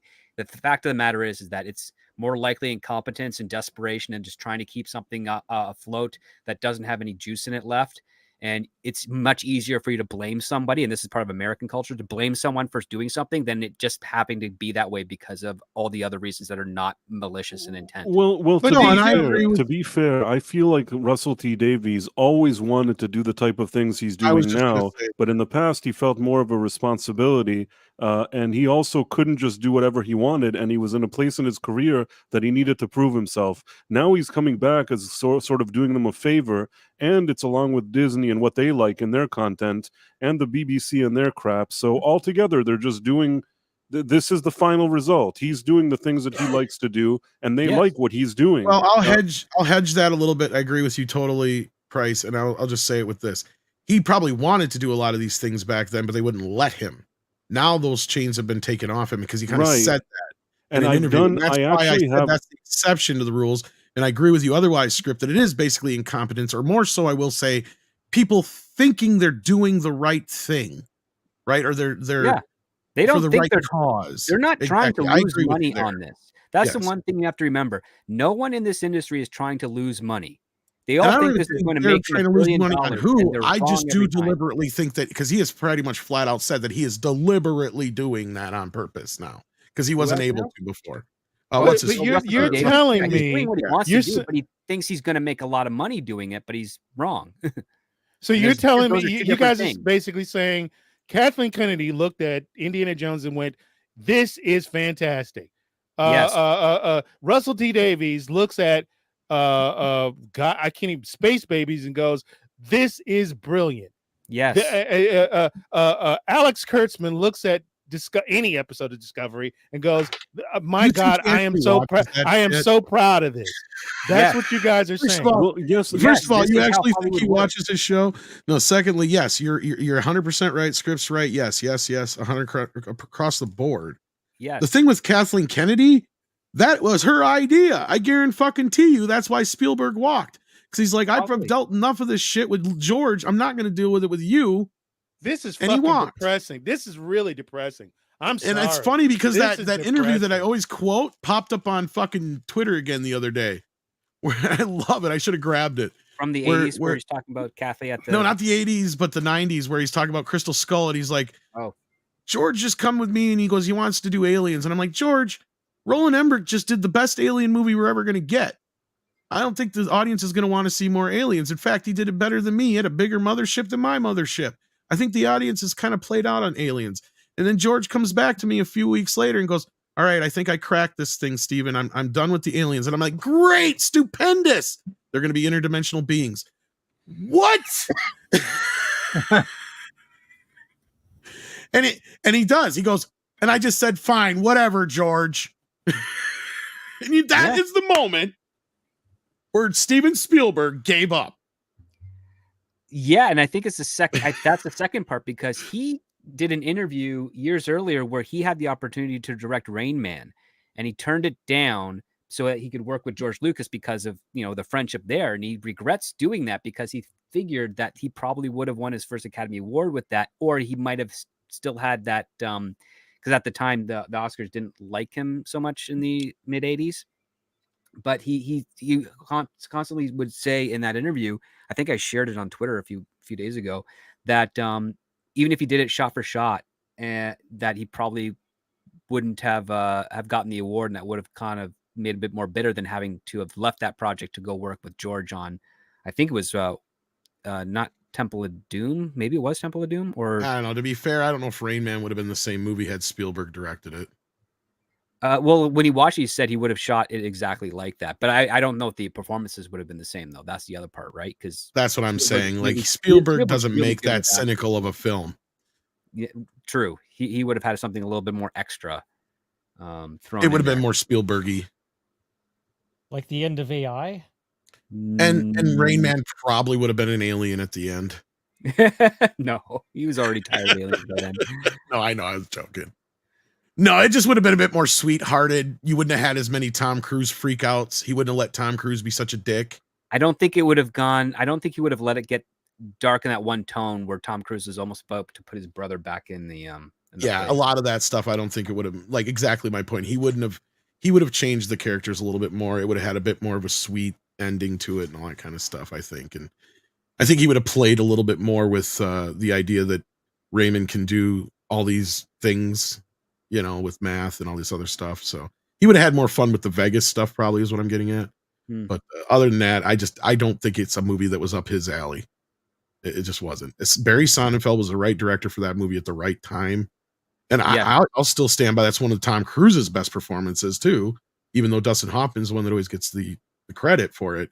But I mean, he goes from being an egotistical little fucking brat to actually being a somewhat decent guy by the end of the film. And that's a hell of an arc to actually pull off for an actor at his age and not be too worried about everything surrounding it. So I gave him credit for that movie a long time ago, because back then I can't stand Tom Cruise still to this day, really.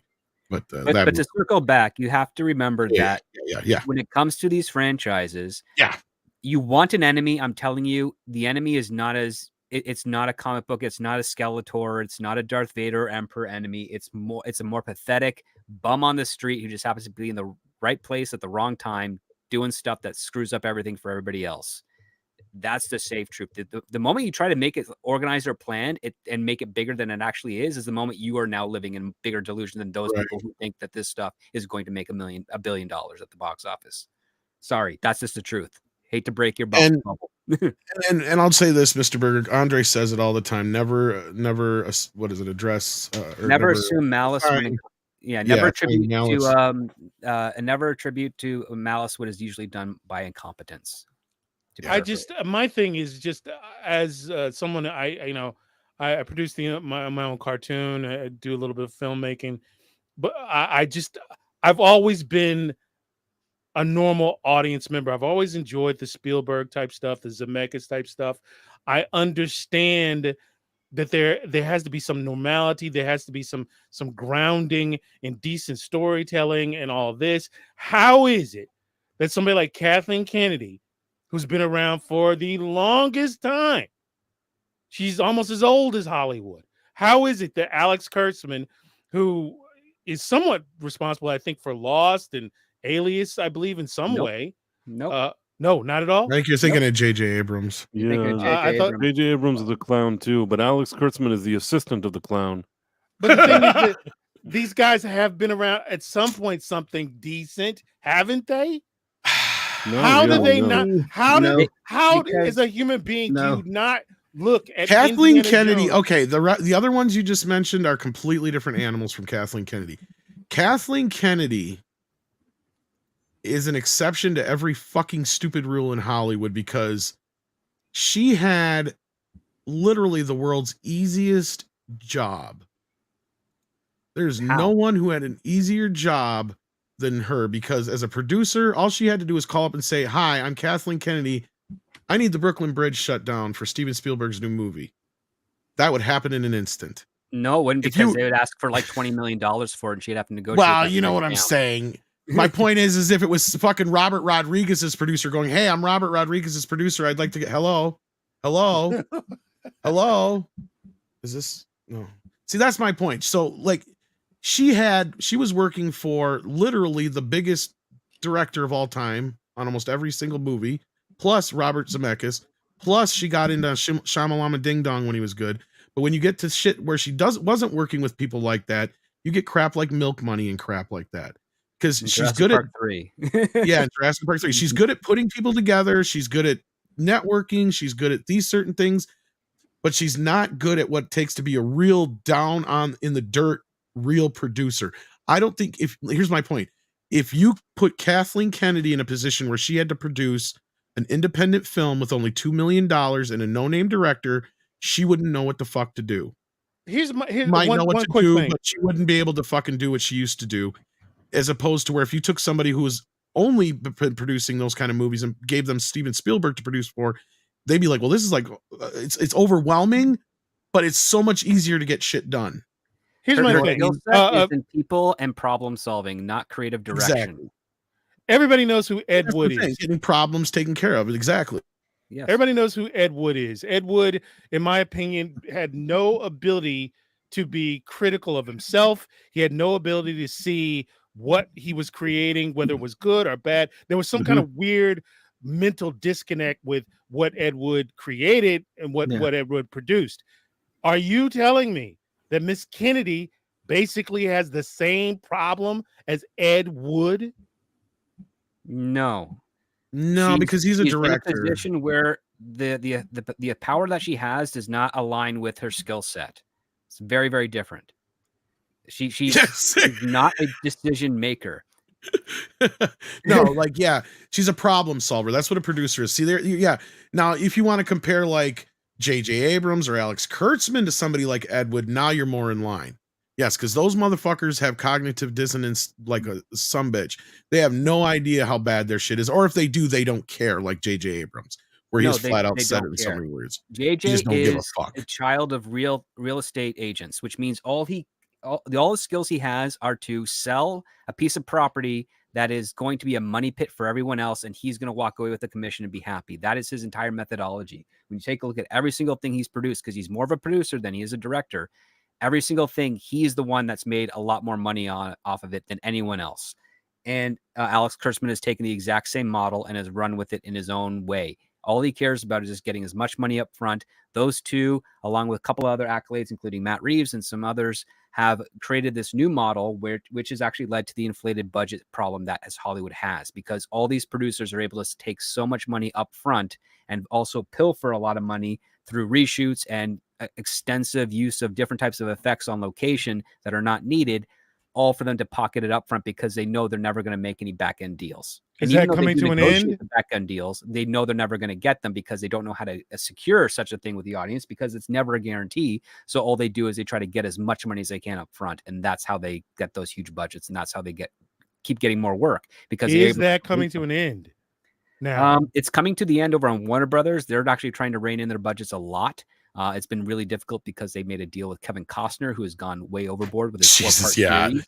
Do we even get into that one? But like Paramount can't afford it, can't afford those types of budgets. So, which is why every single Star Trek announcement, even though it gets announced, it's never going to be put into production because they'll never agree to the budget model that's going to be proposed with a J.J. Abrams name attached. Sony never goes that big on budgets anyway, so they're kind of safe. Disney's the only one that's still operating on that model because I think they're trying to basically just turn Mel Brooks as the producers into reality to try and see if they can keep themselves financially afloat at this point. Right. It's basically like, well, we think this is all going to be good, but if we do it this way and we don't make any money, at least we can write off the debt.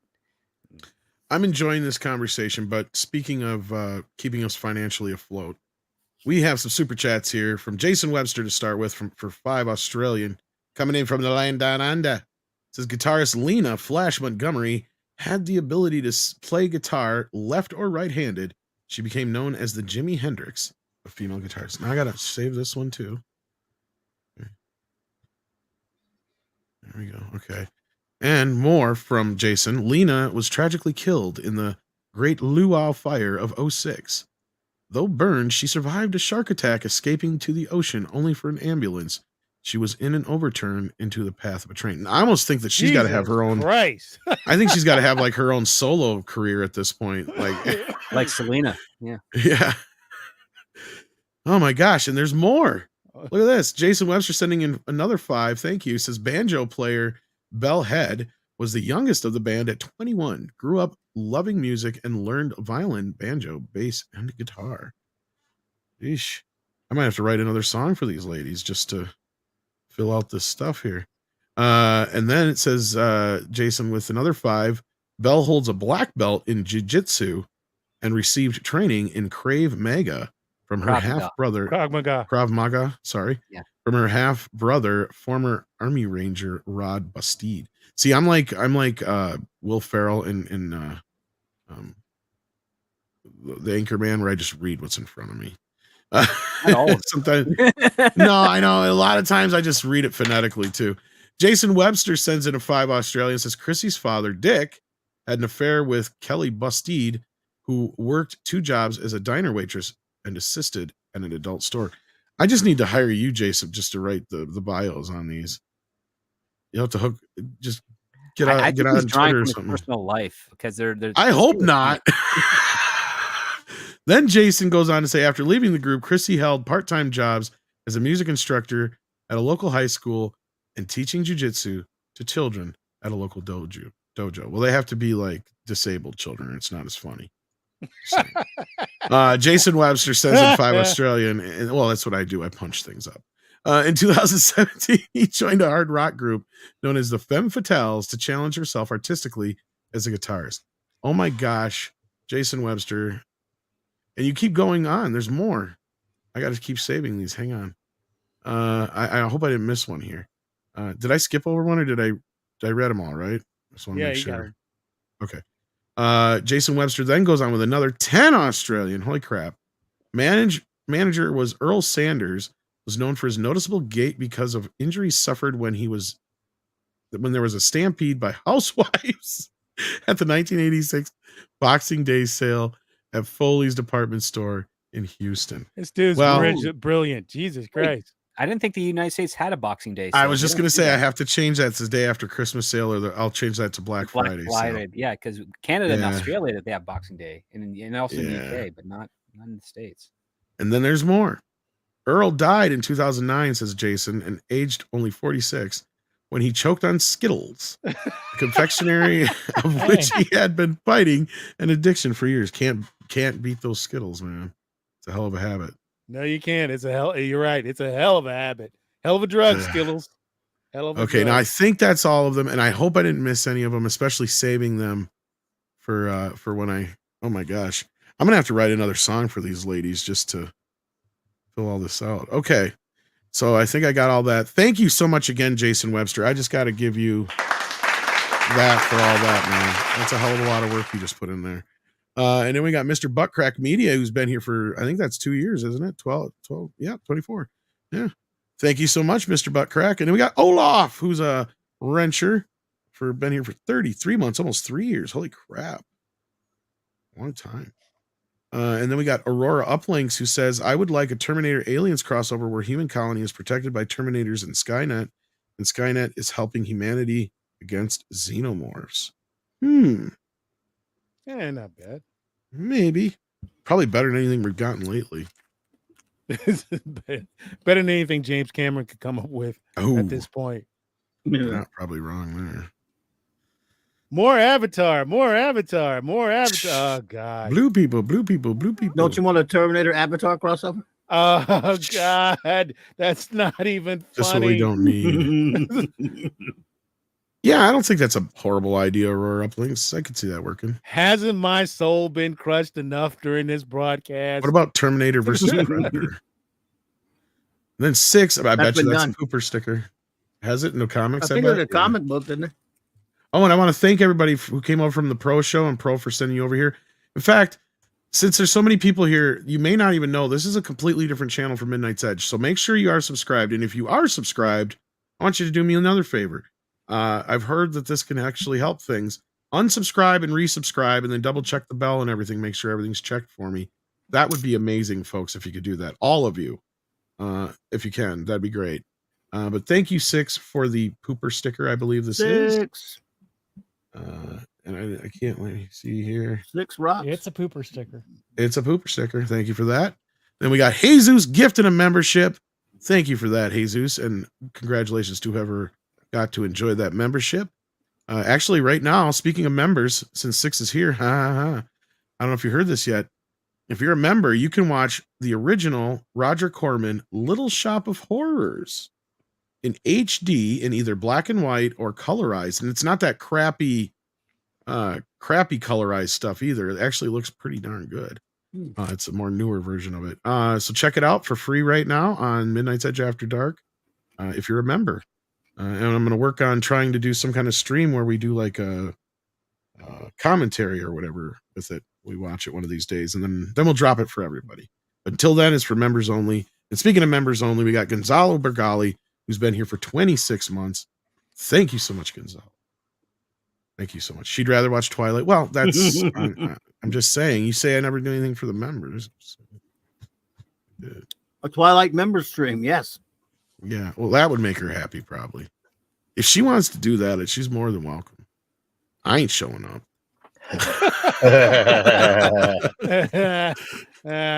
I'll show up, Six. But now, Mr. Berger, while we got you here, we're getting at that time of the show where we just kind of fuck around. You've been working on something in the background for me, and you got you were teasing a little bit of it on Twitter. Would you like to share any of that right now? Real quick? Give me a second. Oh no, it's right here. Ooh, you had it ready to go. Oh, be cruising down the street to my neon light. Then I see you, girl, held by side with chrome steel. You sparkle in the sun, I can't resist. I wanna be your one. Your going doors, they open up so wide. I'm caught up in your style. Ladies and gentlemen, So there's that a is preview. Yeah, That that was is cool. the video Chrome and Steel by Tom Connors. He created that music there, and my crew and I are actually creating the cartoon that goes along with it, which will appear on its own. It'll preview on its own on July 4th, but it is all part of the second episode of the Mr. Burger Show, the 30-minute sitcom that we're creating, which will come out first or second quarter of next year. Going over to our Indiegogo campaign, go to Indiegogo and just look up the Mr. Burger Show over there. Basically, what we're going to do is there's going to be a couple, probably end up with 3 music videos from Tom for the 6 episodes that we probably will end up doing. If you guys remember, was it with the Looney Tunes show that came out on? We're going to have little segments where Tom creates these songs, and then the characters from the show will come in and actually fully realize them in cartoon life, if you will. They'll be in between segments, in between the act breaks. We'll have these little music videos like Chrome and Steel and some other stuff. I've got my suggestions as to which ones we work on next, but I'll get with Tom off here to do that. But this is a really great thing. Also, Tom is part of the main show. He plays a character called Hot Dog, which we're getting ready to do for John Malin Kicks Everybody's Ass, a fight challenge between Mr. Burger and the legendary comic book artist John Malin. So I'm up to a lot of stuff with Tom. I'm dragging Tom with the rest of my crew on a Tubi because AVOD is the future, boys. AVOD is the future. I hope. This $15 stream saver has got old Mr. Burger shaking. Hell, I'd like to have a discussion about that. What you guys think, how that's going to go in the near future, and how that will affect my stomping ground of Tubi is what I'd like to talk about sometime on one of these broadcasts. because that's a better deal. Hell, I'd think about taking that deal. $15 for Netflix, and what do you get? Netflix, Peacock, and what's the other one you get? Netflix, Peacock, and Is that the Disney Plus one, or is it the other one? it's the other one. It's Netflix, Is it Peacock. HBO Max? No, because No, that's in the other one too. Yeah, there's three. I know that what you're you talking get. about, and I'm trying to remember now. Help us out, Yeah, I chat. can't remember. Netflix, Pluto. Apple? Is it the Apple one? yeah, Is that's the one right. that That's Apple- right. It's Netflix, Apple. Netflix, Apple. Thank you, Six. And thanks, Six. Netflix, Apple, and Yeah, because Max and Peacock. Disney and Peacock. whatever is the other. Yeah, is the other one. Yeah. Yeah. So $15 a month. Hell, I might do that. And we're back to cable, kids. why are we? By the way, just explain to me why that's going on. Why that's happening. Why are we doing that? Because streaming is a failed experiment, Mr. Berger, and this is something we talk about quite often. The studios are slowly learning that they're the underwear gnomes. I don't know if you're familiar with that South Park episode or not. Sure. That's exactly what they are. They're Profit. to them, streaming is you make the streaming service ? Profit. Yeah, they looked at Netflix, which it does operate like the underwear gnomes. They were essentially they replaced Blockbuster, and what Blockbuster did is they purchased media from studios and then resold it to you at a cheaper rate. But because there's millions upon you at that slower rate, they make some money back. The studio said, "Hey, let's do that for ourselves," but they completely forgot that they have to sell it to the third party for them to start seeing money before they can resell it to you, the user, for a cheaper rate, but for an overall greater profit. They essentially just completely botched it, not realizing what it was. So yeah, they're now reorganizing everything to go literally back to the model that myself and hundreds of other writers and producers suggested years ago what they should have done when they proposed streaming to be the first place, which was do exactly what you do on television and cable, just make it on streaming. And it has the one bonus that television and cable doesn't have, which is it's on demand, which means once that show drops, a person can watch it anytime. They don't have to make no appointment television needed, and ratings go up. Shows that are great survive cancellation because they're not losing market share, and shows that are bad get canceled quickly because nobody wants to see it. How is that going to affect the old AVOD market? Just curiously, how will this new, and I believe it starts on the 29th. How if any, how would this affect AVOD, if it will affect AVOD at all? Well, first, let me teach you something. I just described to you what AVOD is. Right. Of course. So it is AVOD. That's what it is. You can't ruin something when it is something. Gotcha.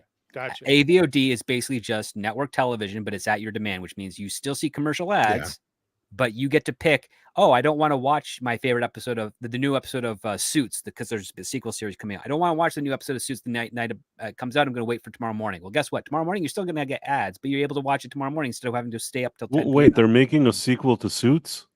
The pilot I think the pilot finished being shot a few days ago, and now it's going into editing. Who's in this show? Stephen Amell is in the show. Okay, so basically, like what Script is saying is correct, 100%. Obviously, I mean, it is. But what I was trying to say was with an example now, and I totally flubbed that. But yeah, no, it's they didn't understand that why Netflix was able to barely pay them all that money was what Script said. They had killed Blockbuster, right? That was the key. And then Netflix is going, well, look at all this money that we're spending out to all these studios. What if we started making our own shit? That way people stop watching their shit as much and we get to keep more of the money that way. And that's what they were doing. And Andre was right. Unfortunately, the studios should have looked like at Netflix and Hulu like they were a new format, because really streaming shouldn't have killed video stores. It just did prematurely, because streaming should be more or less the home for what a Script is talking about, is basically time shifting television. It should have the problem was it killed the VCR, but it fulfilled the need we didn't have. We didn't have anything to really fit at that point, because it wasn't the easiest thing to get a decent DVD recorder, right? And a lot of people didn't even know how to use those. And you had your TiVos and all these other things were costing too goddamn much money for some people. And this fulfilled a need that was really needing to be filled. And Script's 100% right. I had Hulu for years. Why? Because I could just cancel my fucking cable at that point. Because I could just watch shit the next damn day. Let me make sure. Let me clarify something. I guess the reason why Script, Tom, and everybody on the panel, let me clarify something where maybe I got a little bit confused. I thought that Stream Saver, which is the current name of it, was something different than AVOD. But what you're saying is it's basically AVOD that you pay for, or is it just AVOD? In other words, is Stream Saver different from Tubi? Excuse me. Is Screensaver going to have ads? Is Screensaver going to? Is it AVOD or is it Tubi? I guess is where my confusion was, because I understand exactly what Script said. I understand that. I get it. But what's the difference between Stream Saver and Tubi? I guess is my basic question. Or is there a difference? As far as I know, the only difference is that I believe with Stream Saver you have to pay a minimum service cost to access it, if I'm not mistaken. Because Tubi, you just need to sign up and you don't pay anything, and you just you watch the ads, and that generates. That's how they generate their income. It's basically like, think of it like PBS that's what Tubi is PBS. And then if you wanted to get, a cable show that still has commercials like a Comedy Central, that might be Screensaver, that'd be Peacock, Max, Disney Plus, etc. Well, they might even have levels where you don't. But my question then would be, does Tubi even have a pay version of it, or is it only? No, it doesn't. No, it doesn't. That's the answer then, because the difference here is Netflix and the other ones that are in the Stream Saver bundle, they have different versions, right? And in fact, I don't even know if Apple's even gotten ads yet. I don't think they've started to do it. If they have, it's news to me because I haven't watched them in a little bit. But like, I know Netflix is starting to do them, and Peacock has always done them. So, but what I'm sure there's probably different levels you can sign up for, and it's just a matter of how many ads you get compared to how much you're paying in, basically. But like something like Tubi is set up to where all of their revenue comes in from ads. And the thing is once you get enough of a base for the ads to generate enough revenue, in reality, we shouldn't technically be paying for any of these services if they had set them up right. And this is what Script is kind of getting at too, because, and this is where I've always said that they should have treated them like the end of the line, right? Like, you still have all your other ancillary things, which they've killed in the meantime, but television was the only thing that never really had a quote unquote home video market. Instead of looking at it this way, like they should have, and going, fuck, now we got a home video market for television we never had before. Right? Yeah, it would be syndication 2.0. It basically means that, hey, remember those old shows that you could only see on reruns every once in a while? Now you can see all of them for absolutely free, just like they were regular television, but they do have commercials. But guess what? You can see all of them, and you get to pick your episodes, the ones that you watch. So you're not watching it like on like TV Land. It was whatever they scheduled on TV Land. That's what you had to watch. And they'd always be scheduling the same like 14 episodes. But now if you missed a couple, then you'd be screwed or whatever. Yeah. If you wanted to see every episode of the Honeymovers, all 29 of them, you could, because some of those episodes were never rerun over and over again on the frequency. Basically, creating your own networking, however you want to do it, whatever you want to do, a binge, or you are your own programmer, but your own programmer. That's the word I was looking for. Thank you. Yes. That's what they should have done. That's what I thought they were going to do, but obviously that's the smart end of it. And that's what whereas they got stupid, like the underwear gnomes, Mr. Berger, to answer your question, because what Andre said and is correct is they went and created the world's dumbest format war, basically, for those, because that's what they did. Because it was like if everybody all at the same time decided during the, like the VHS beta war, or the DVD or HD DVD Blu-ray war, it would be like if every studio said, you know what, fuck it, we're all going to make our own format, each and every one of us. So you got 6 goddamn formats in the market at the same time competing. Right. And they thought this was going to fucking work somehow. It's just ridiculous. Because think of it this way. There's 20 seasons of Gunsmoke. You're never going to be able to find on regular television all 20 seasons. Well, not just that, to buy You those can on on DVD streaming. or Blu-ray would be like, that's the other part I was getting to, right? Like the market for home media was mostly movies and special interests. Television was, yes, there's some shows that were popular like Friends and everything like that. Do you know how much the Friends box set cost to buy? I think $1,000. Try like 100 and some plus bucks, at least, if not more.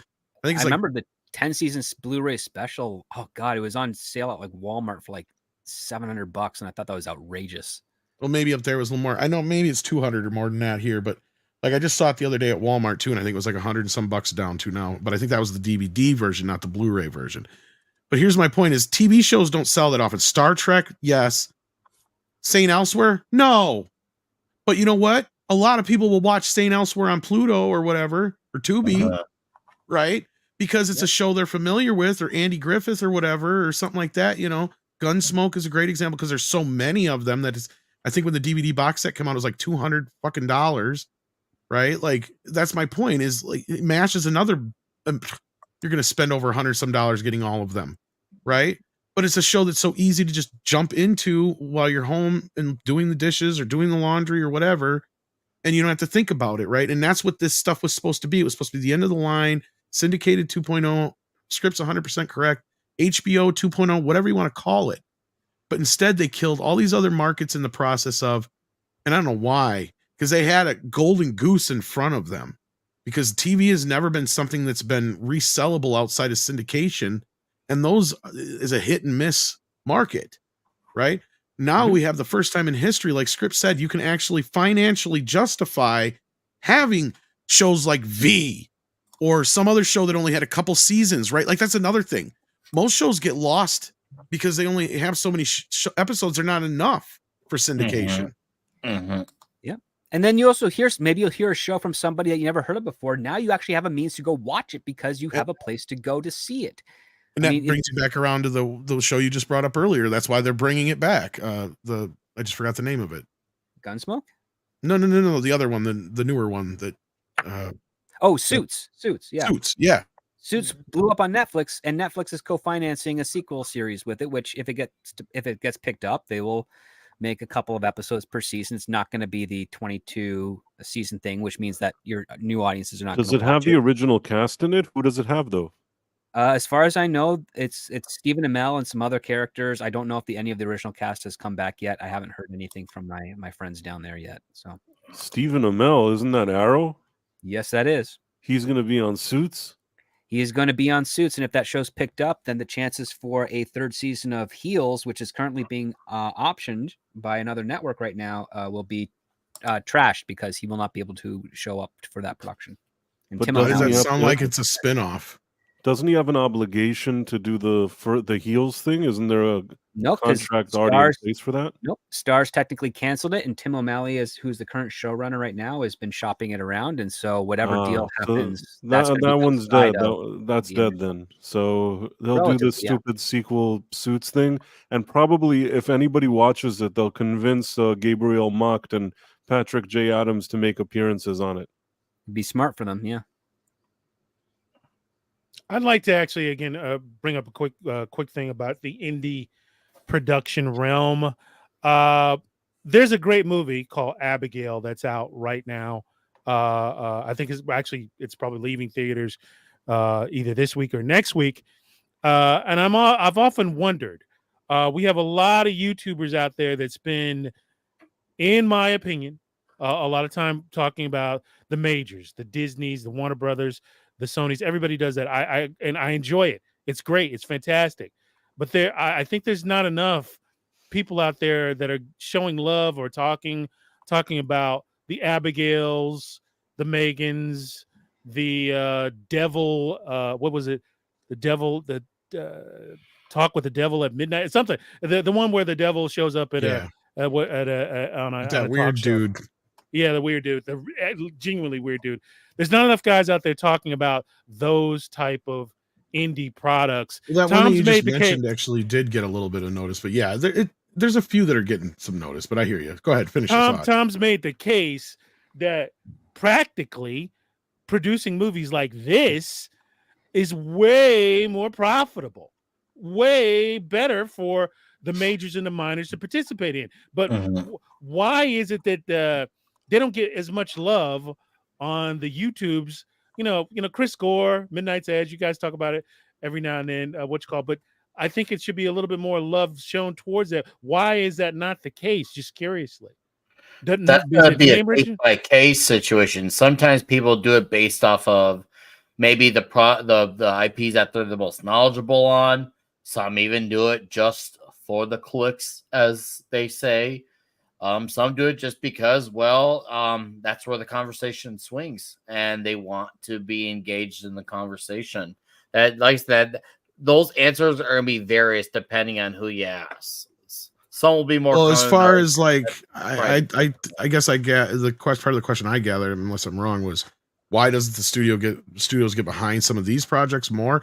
Well, they generally do once they hit a spark, right? Like that Devil talk show one you're talking about, that one hit a bit of a spark, so they did get behind that and promote it a little more after the fact.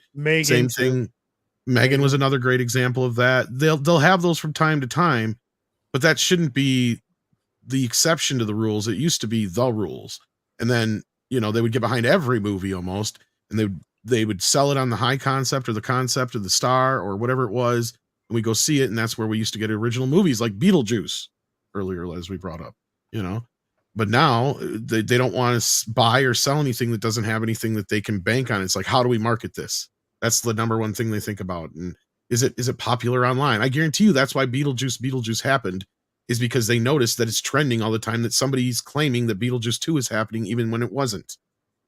So anyway, but we have to take one moment to celebrate and welcome our one and only Mexican Iron Man. It is an honor, sir. An honor. Hey, Sorry. yo. I just feel like I got to do something like that. I love that. Sorry I'm late. Yo, man. No, that's fine. You're always a busy man. I was all set, ready to show up and ready to come on, and then all of a sudden, I a client know. from California hit me. I was like, literally 7:04. I'm waiting for the link. Bam! I got a call from California, and I missed 2 hours of the show. Now, I'm here for the Midnight's Edge After Dark. Are we talking Zack Snyder, or are we talking about the Black Samurai guy? Actually, we had not brought Zack Snyder up the entire fucking show No, until you and then just I did. Not You one. actually were the You one who broke did it. the It's a seal. combination of Dirty Dozen, Seven Samurai, and Star Wars in space. You awful, awful man. Wow. We actually had the entire show. It was like there's not even one thing that even alluded to it. No, not once till you walked in and said it. What an awful, awful man. We love you, Greetings, greetings, Mexican Iron Man. First time listener, long time. Oh, you've never been on one? Oh yeah, Mr. Burger, meet Mikey. Mikey, meet Mr. Burger. He is fun. Did you see the cartoon that he's making for me? Yeah, I did. Really awesome? appreciate it. Really appreciate meeting you, man. I really do. I've watched you for years. You're the greatest non-YouTuber out there. Thank It's you. always on YouTube. Thank Number you. one. The best. Thank you Number for uno. respecting my non-YouTuber pronouns. Yeah, we're actually going to be getting out of here pretty soon. But Mikey, did you watch those two trailers today? I want to course get I your. So, what do you think? Whichever one you want to go with first, just Well, tell us your first of all, thoughts. Nick is fired from the show for talking smack about Top Gun about 2 hours ago. I said some shit about Top Gun too, though.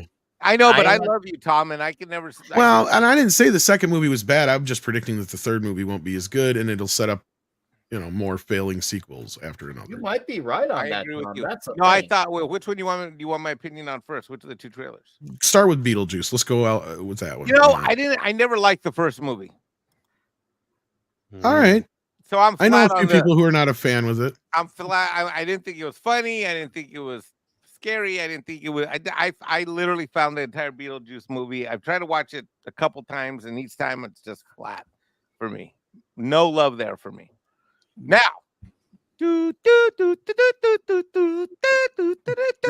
Okay, I love this. Perfect. This trailer pleasantly surprised me, so I'm looking forward to this. And Tom, as you know, did you tell everybody on the stream that I sent you an Axel Foley doll? At He least did. twice. Oh, by the way, Tom, how long did we wait for that fucking thing? Fucking 2 years. It was literally I pre-ordered it when We thought those Chinese bastards were gonna rob us. Right. That's supposed to be Eddie Murphy. What are Yeah, you it's not talking too bad. about? It looks great. I mean, it's not official, I guess, but hey, No, it is. That's supposed to be Axel is it Foley. official? I mean, I don't know. Oh yeah, like Mm. because you can't recognize the jacket, right? no, I It's mean not that, everything it's about the face. attire Looks like works. a but white he guy, kind of actually. looks like Mexican Iron Man. No, it does not. I'm not even that dark.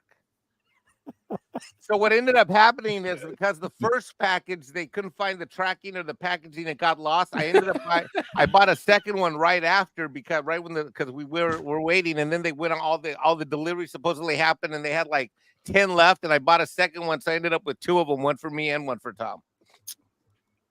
Wow, saying in the chat that it looks like It's Obama. fully posable. What'd they say in the chat? It says look like Obama. Oh, dude, way to ruin the stream. I want to Oh, go wow. to Beverly Wow. Hills, See it now. Hurls. Oh, and I'm going to raise some hell in Beverly Hills. Obama. Wow, way to ruin the live That's what I'm going to do. Wow. stream ruined. Bring some law and order Sorry, that to name. Beverly doesn't Hills. And you had a packed house tonight when I looked down in the middle of my Well, Zoom thanks call, to you had Pro, 8 yeah. people. You had 8 people. No, I mean you had lots Oh, of you mean on the viewers, panel? Sorry. and you had 8 people on the panel. I'm like, there's no room for any Mexican on this thing tonight. There's always room for Mikey. There's always room for Yeah, Mexican. always. Always. Always room for Mikey. You should know Mexicans can fit into anything. Well, it depends how thick we are. Well, Especially when it comes to confined spaces, you know 3 it. years ago when I weighed 305, not so much. You I know don't believe Mexicans, that they for would a have found a second. way. I don't Exactly. believe that for a second. What? Not a second. What? You're an Adonis. You could have never reached that weight. How Oh. dare you? Never. Really? I don't believe it. It's called hitting almost rock bottom, I guess, about where I'm at. You'll have that. Hold on. What the? Yeah, he showed me that before and I couldn't believe it. What the? My Show the goodness. face so we can actually see your face. All right, hold on. Let me get you a good one. This is when I was live streaming on Echo Base Network. Hold on, here's a good one. Here, look at that. Yeah, he's- Bubba. I don't know about Tubba Bubba, but you're looking Good much better, Lord. much healthier, Yeah. and I'm proud of you. Wow. My goodness. Yeah, that's impressive. Huge transformation. Huge Oh, transformation. Yeah. You dropped your Looking microphone, good, Oh, partner. yeah, little thingy, my little Oh. microphone. the puffer thing, or the air windbreaker thing. Screener, but yes. That is impressive. I Right. gotta say, that's pretty impressive. That is Before- impressive. And now we got the slim ex-Mexican Iron Man. That was supersized Mexican Iron Man. Yeah, yeah, I just did it so much back then. Hashtag Team Fat Fuck. Oh, don't go that far. I'm the king of fat fucks, so Well, that, Come on, Tom. no, I'm the come king on. of that. You're second place. Hashtag Team Former Diabetes. that's not even a fair picture. That looks like somebody woke you up and took your picture. That's What me the fuck taking a is picture that? of myself when Loki called me, wonder where the hell I was on his morning show, which started at 5. Looks or like 5 you're in the some morning. strange woman's bed. There's no way I could believe that's your. Oh, whoops. Okay, that may all. Both of those things may also be true. I could have received a call from Loki at 5 in the morning, and I could have been at some chick's place. You're right. That is, I do not buy. You know what, 6? I almost went to see Garfield, and then I changed my mind because everybody was having celebrations this afternoon, and I said, you know what, I got to be there for Pro, and I got to be there for Klobby. So I didn't know everyone I else did was not having go. one today. I wouldn't have scheduled. no, one. that's all right. That's Yeah. all right. I made it work. I made it work. I gave you both equal time. I Well, felt thank so. you. I appreciate having you, man. Yes. Thank Yeah, I just want to be able to be able to be there for people when I can be. Appreciate it. But yeah, with that, otherwise, Mikey, we had pretty much caught up with everything except for these last couple super chats here. We got Action Com, who says with $5, I wish that Star Trek versus Alien comic book had worked out. Those seem to be destined. I don't know. Maybe. I don't know with the level of technology having any of the Star Treks, the aliens wouldn't present too much of a threat. And they seek out life all the time like that. So Scotty be like, let's just beam the bastards out to space. Just We don't need them. well, they were trying to make first contact with him and communicate with him. Clobby, guess what happens this Tell weekend? us, what do you want from us? Guess what happens? You know, Star Trek continues and those sets they built out in Georgia. Yeah, I've been there. So they're closing them on Monday, and then they're going to be open to the public. And so, should I drive? It's 2.5 hours each way. Is it worth the drive on Saturday or Sunday for me to go visit? If everything is if everything is still there, I'd say yes. Back in 2013, they not only did they do Star Trek Continues, they also make Star Trek Farragut. So they had Farragut Fest there, and it was all the sets they used for both of those shows. And they They're had all like there. a whole day. If they're still there, They tell are. you what. When I was and I know they've added stuff. By the way, when I was there, they didn't have engineering. They have it now. I remember I got tons. You see all the pictures I took. I'm walking around on those sets. I feel like, my God, I am on the sets in Paramount in 1966. It was awesome. I mean, I walked around in a daze that whole day, walking around. There's not a ton of people there, but fair amount. That little mini con out to the side, outside, with people, some tailors and dealers set up and stuff. And you could just walk all over those sets. And if they're still doing anything like that or letting you walk on those sets, I'd say hell yes. I would love to go back, man. It's a once in a lifetime feeling. It'd be a 2.5 hour drive each way. All right, fuck it. Yes, it's Kingsley. Wait, are they decommissioning it? Yeah. No way. That Victor Mignogna said he was going to keep that up for at least another 10 years. If he could. Hey, what are they he gonna do put with a it? video on Twitter late last night. Late last night, I yeah? saw a video on my Twitter feed saying that this is the last weekend. Go now or not. So I don't know what happened. God. If their funding fell through or their lease, I don't know what's going on. I was going to try. Yeah, to that research. means It's the in only Kingsland. replica set is going to be in Ticonderoga then. Yeah, in New York.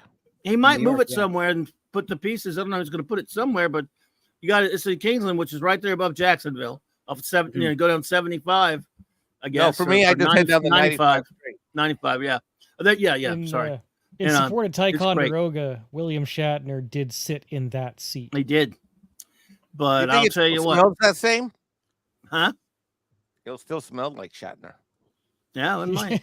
I mean, I'd love to go to Ticonderoga as well, but Smells like it- Shatner. it felt like I you were get there, it. man. It was beautiful. I loved it.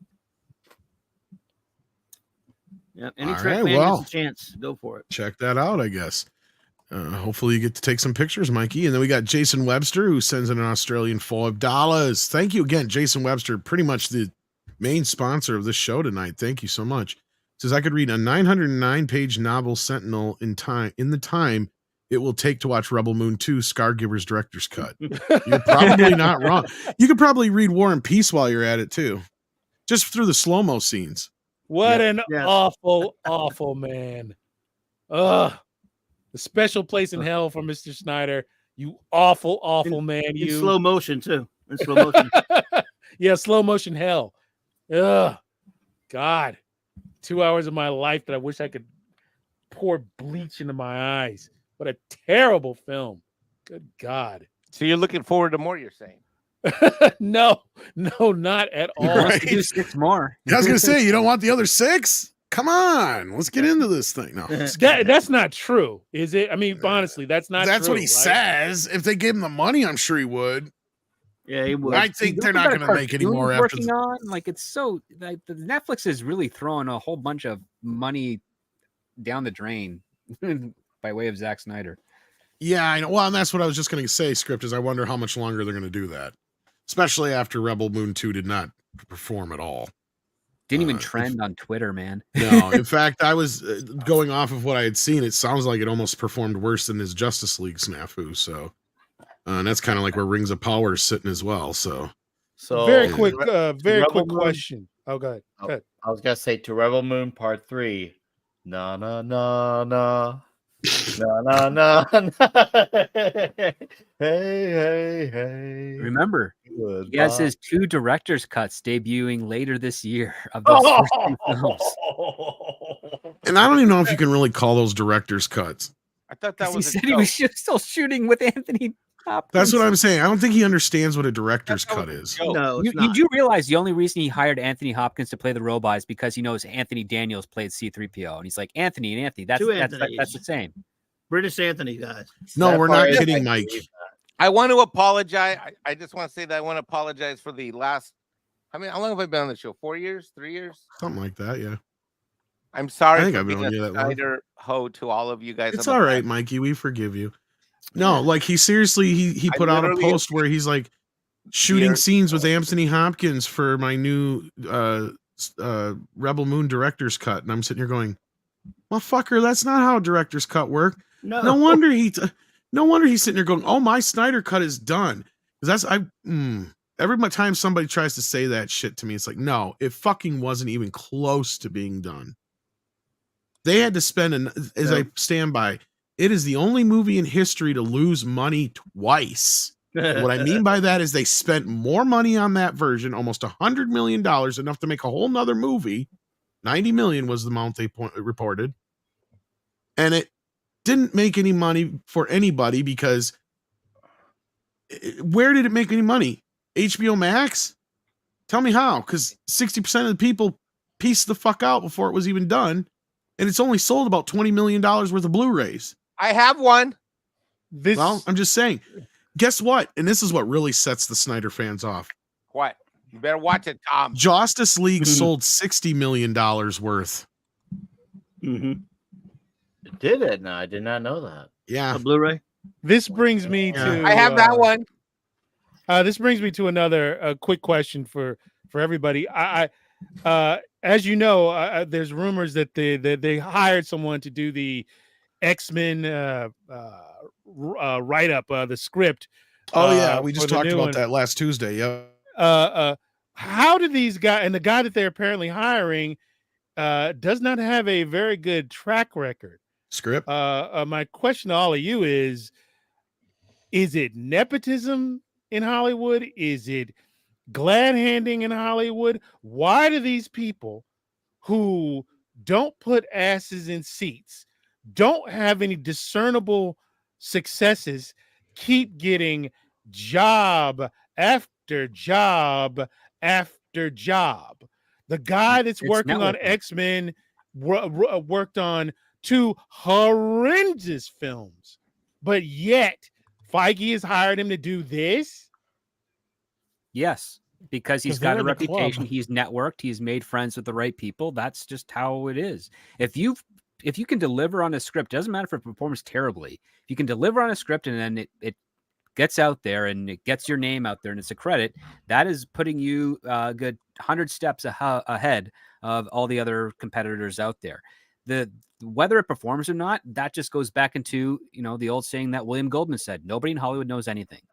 Listen, from everything at the time, if he works well with producers and he doesn't push back and he cooperates and he's fun to work with and he makes the process enjoyable, that's going to go a long way to getting them hired again and again. That's more important than profit. That's more important than bodies in the seat. That's more important. I'm not doubting it. I'm just script. When you destroy my reality, it fucks with my head. That's because you're not living in reality. That's the problem. It does. Wait a minute. The point. Am I though? No. Is it? Because am I crazy? Your way, Mr. Berger. I'll throw a question your way. Guarantee me $1 billion movie right now with a creative team. Go. Come on, go. You should be able to do this because you're already making these questions that, why they keep hiring these other people that never put butts in the seats. Well, give me some names that put butts in the seats right now. Let's go. Damn it. A lot of things popping in my. I was going to say Steven Spielberg, but I talked myself out of that. I was going to say Robert Zemeckis, but I talked myself out of that. I was going to say Cameron, but I talked myself out of that.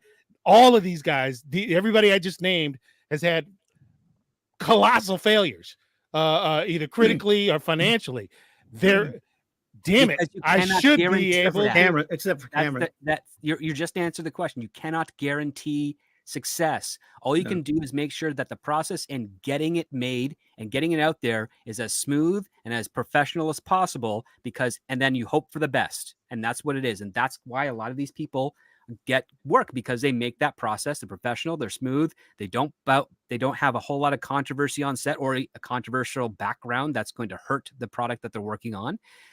You also have like someone like Simon Kinberg, who he's maybe not be the best writer, but he's done something that not many people have done, which is he said he's admitted the failure of Dark Phoenix and he's apologized to that. He said he got out from under him and he couldn't control it, and if he could find a way to do it better, he would. And that goes a long way in Hollywood because you have to build yourself up from that. Chris McQuarrie had to do the same thing. He was in Hollywood jail for years after Valkyrie. And then he had to build himself back up and rebuild his relationship with Tom Cruise. But for God's sake, these people cost these companies $200, $300, $400 million in profit. Why did they even get allowed back in the building? That's the problem. You cannot prove that profit. Valkyrie was just a movie that nobody cared about. Okay, first of all, like what Script is saying is true. I will say that, but like there's a way of putting it that I think is a little bit more easy to understand, in a sense that yes, it's partially networking and who you know and all that kind of business. But what I think you're kind of leaning towards, Script, and I think is a bigger problem here, and maybe answers your question, or at least what you're trying to ask, Mr. Berger, is that the people who are doing this, they don't want to take any responsibility for any of the failures. So is it one person to blame? No. But the number of people to blame, everybody's passing the buck to the point where they've literally started to blame the audience now, right? It's never been that way before. This is the first time ever we've had this. That's the big difference here, because you have this issue where they cannot, I don't know if it's just because they're that close of friends or they're afraid of losing whatever connections it is. These people are allowed back in the door over and over again. Like they're starting to learn about some of these people like J.J. Abrams and some other people. But that's the thing, is you got to have, we don't know, Simon Kinberg might turn around and make some of the best Star Trek we've had since Enterprise or before that. Possibly. Because of what Script just said, because he's finally learned a lesson. Never know. Because most people in Hollywood never learn a lesson. The other part too is studios have their short list of writers they want to work with. That's true. It doesn't matter if they're good or bad from the audience perspective. And these are the same people who would have let like fucking O.J. Simpson play the Terminator, for fuck's sake. You got to remember that. They don't give a shit. They don't understand this stuff. Script's right. I'm not living in reality. I'll admit it. That's He's right. right. He's right. He's He's right. Well, because I can't accept the notion that if you keep fucking up, people give you money. That's not the world I live in. Maybe that's Hollywood, unfortunately. Hollywood doesn't work in the world that you live in. You're absolutely right. You're absolutely right. That's where the golden rule is: never put your own money into a movie first and foremost, because in that way, when you lose the money, then you can go, well, didn't make any money, and you have to pay anybody back. That's the reason why I'm not pushing back on Script. He's absolutely right. He's absolutely right. Because you and George the Giant Slayer come at it from a very logical perspective that a lot of the audience goes by, which is, oh yeah, if I screw up on my job, I'm going to get punished. I'm not going to get my raise. I might get suspended or fired or what have you. Hollywood doesn't operate on that system at all. And the moment you understand that, the more it makes sense. And all you got to do is just get yourself. It's the same thing in sports, right? Like if there's anybody out there that watches sports. Like the general manager or the coach gets rules. Screws up, gets fired, and then a day later they have a new job because they're part of the club, right? Yeah, there's a club, and you're in it or you're not. Reputation too. Yeah, if you're not in it, right? How are you going to become invited into it, right?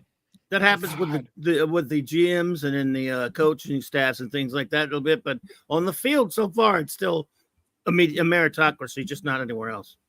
That's the reason. Again, that's the reason why I'm not. I don't take offense at any of this, because you're right. I don't get Hollywood used to be a bit more cutthroat, though, Mr. Berger. See, that's the big difference, and that's what I was getting at, is this idea where, because of this, between the woke mentality and certain other affirmative things that are going on in Hollywood, that yes, these people that normally under circumstances. Like I said, things are finally starting to catch up with J.J. Abrams. Notice he hasn't directed a movie in 5 years. Right. And I keep joking it's because he's still in the desert directing the last Star Wars movie. But reality is he's been in director jail. He's been in director jail because remember, he's only directed like 3 things his entire career. 4 technically, because you have the 2 Star Wars movies. But he's mostly a producer, and he's having a heck of a time getting productions off the ground. Because people have realized that he is not going to make them money. He's just going to make himself money. Exactly. Game the system. The short list that all the studios have of the writers and producers that they want to do, that changes every once in a while, but not so much. It's really just about being there, being in the connections, and also being in sync with the people that are at the top. So if you are a down and out writer, but you do a pitch to an open writing assignment that is right in sync with the producer, guess what? You're going to be in their favor. You're going to get that job, and that's going to boost your reputation points. Because again, in Hollywood, money is important, but money is not the currency within the industry. Reputation is. If you have a reputation that can bring a positive following to your company or to your project, that is more important than all the money in the world. Which brings me back to Beetlejuice, right? Too, because that's another thing, not to take it away from an actual person or whatever, is like, let's be real. Has there been a franchise for Beetlejuice over the years to support that there's a need or a want for this movie? No. But there has been this internet movement where, like I said, every goddamn time somebody who thinks they're smart puts it out there, oh, guess what? We're getting Beetlejuice 2, and they post that same fucking picture that we've seen for the last 10 fucking years that somebody did years ago, right? Yep. No, because they paid attention to that. That's the only reason this movie happened, right? Is because of well, there's that. And then the other reason is that Tim Burton came back to do Wednesday on Netflix, which blew up, and that got things moving a lot faster. And Jenna Ortega's and then the part of same it, writers who have been technically in kind of like an ambiguous space for at least 10 years, which is Algo and Miles Miller's, that like once they left Smallville, they did a bunch of other scarce projects all the way through. Their next big thing wasn't until Wednesday. And now all of a sudden, when they teamed up with Tim Burton for Wednesday, they're the ones that get the job to do Beetlejuice. That is how it works. It's the connections, and it's it's riding a wave of popularity. And it's all predicated on the fact that Jenna Ortega is a very good actress. And now that she's over the age of 20, people are able to, start fantasizing about her sexually. Here's what I'm taking away from all this. You guys are right. And I think at this point, finally, the last time I was on here, I didn't exactly accept it. I do now. I do accept what you're saying is absolutely correct, and I will take it to heart.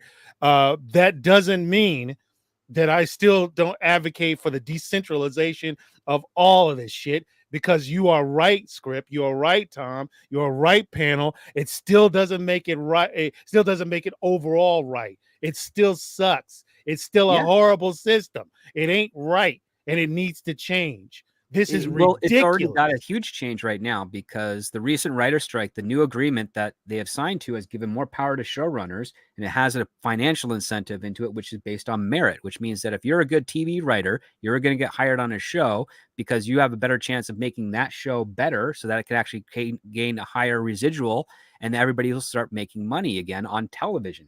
So that means that if all you had to your resume as a writer was that you were some sort of diversity checkbox person, you're not going to get hired, because you have already proven that you cannot make money for the showrunner and for the production.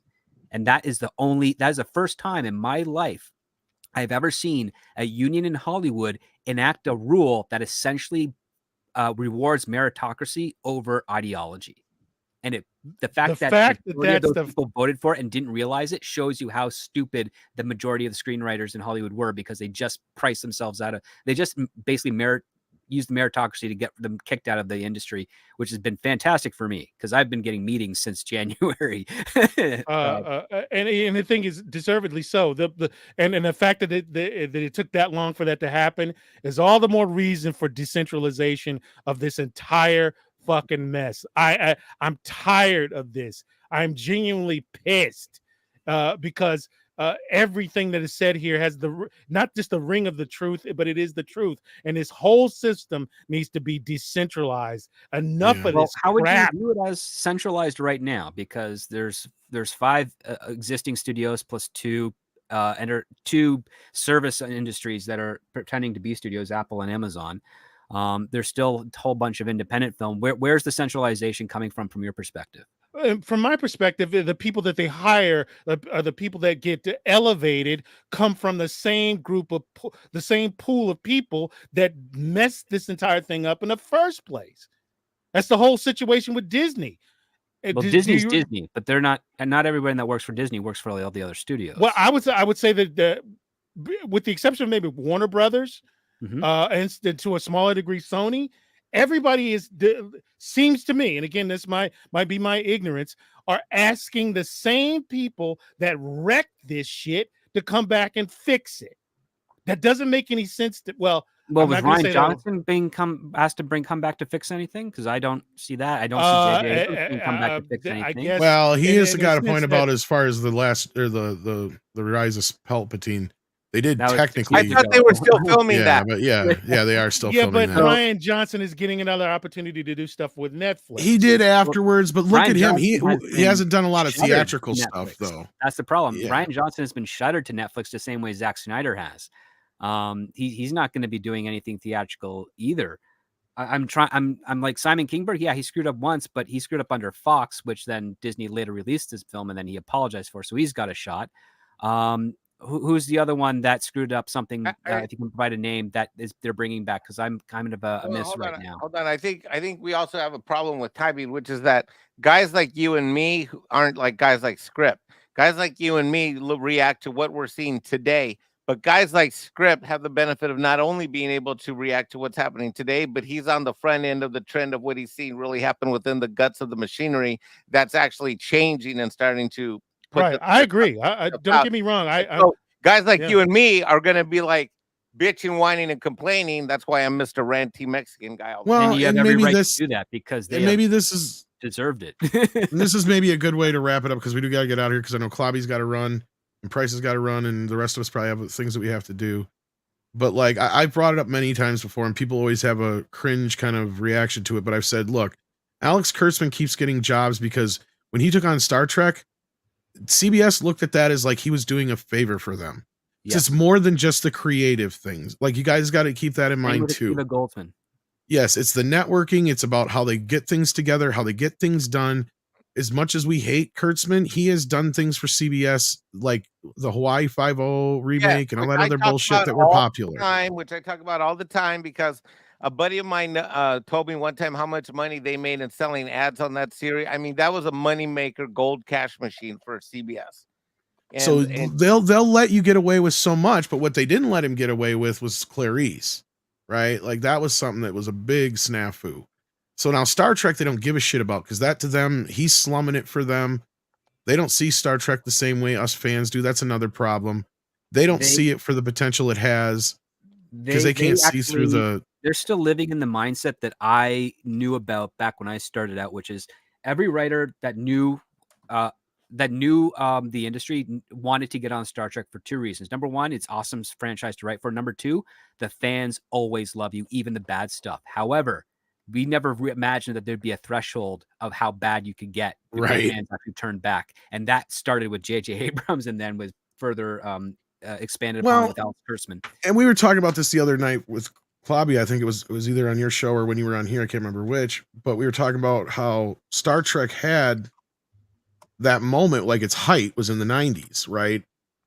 And that's kind of when they had kind of cracked, and they knew then that it was this niche audience. They played to that niche audience, and they didn't go beyond that to the point where when you get to the TNG films, like they didn't even finish the one, like the blue screens left in the fucking movie. They're like, fuck it, we're not spending any more money on this thing. We know where the ceiling is on how many people are going to go see this, right? So anyway, I didn't bring that point up last time, but I think that's a good point to bring up. Well, Star Trek ran the entire decade of 1990. Yeah, that's what I said. They were at their peak at that point. You had more Star Trek than you could shake a fucking stick at.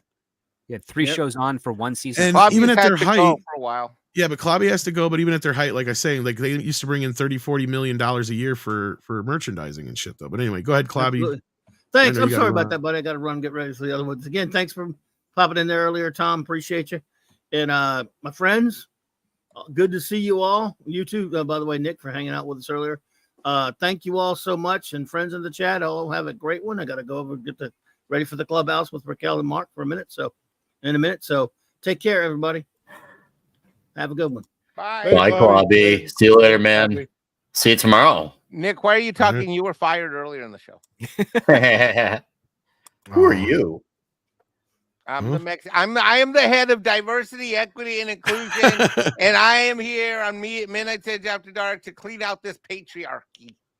Yeah, it was between you and Script, but since he's whiter than you, but since he's Canadian, Bro, You're telling me you're the It makes it more DEI diverse. hire that loves Zack Right. Well, Snyder. well, Okay, the other got thing it. is Script's coming to visit me this summer, so he gets preferential cracker treatment. I am I've still actually looking met forward to Nick in that, real man. life, so now we're at a conundrum here. We got a Mexican standoff. Yeah. And I didn't even mean to be punny for a second there. That was a good one. But all right, we're gonna get out of here. I know Price, you got to run too, and I think Script's got to run right behind you as well. Yeah. Yeah. Price, this will actually lead over to your show, but people, you guys pay attention because you got a director on tonight of the episode, correct? Yes, it's a Quantum Leap episode, the one that he's a trapeze artist, and the person that directed it, Script Doctor, is going to be there too, along with some other people. The person that directed the episode is actually going to be there, and we're going to go over every scene and talk to him about it, and he's going to give us some notes from the episode as he directed it. It's an episode with the beautiful Fabia Udinho. I'm mispronouncing that, but she played Alata Fagina in Austin Powers International Man of Mystery. Oh my God, that chick was smoking hot. She's still Right, really good. yeah. I saw her in an episode of Fubar recently because I've been trying to check that show out, and apparently she's in that season. Still looks great. Totally. Yeah. So that should be interesting. It's on Price of Reason Live, which is my live channel. And like Tom said, it'll go directly from here to there. I recommend you guys, anybody that's watching and feels like joining, it's not every day that we got a director to kind of go over the episode with us. So it's cool if you like that kind of stuff. Excellent. Cool. I'm going to be subscribing to your channel, man. I really do enjoy your stuff on here. But I haven't had a chance to check your other stuff out. I will do so. And I recommend everybody else do too. So cool. Has Thanks, everyone man. gone? Because I think I'm otherwise already I'll go. subscribed to you, so I can't subscribe again. But thanks for the support. No problem. Take care of yourself, and we'll see you soon. And Script, did you want to plug your stuff real quick too? This Saturday, Scripts on Saturday show. It's a recorded show, but same time slot. So if you guys are in the habit of listening in at 7 p.m. Eastern, you don't have to change your schedule for that. But otherwise, back to normal next week, and just working on some other stuff for Patreon and seeing if I can get some other interviews with some other writers on the channel in the nearby future. It's gonna be a little busier than expected, but yeah. Nice.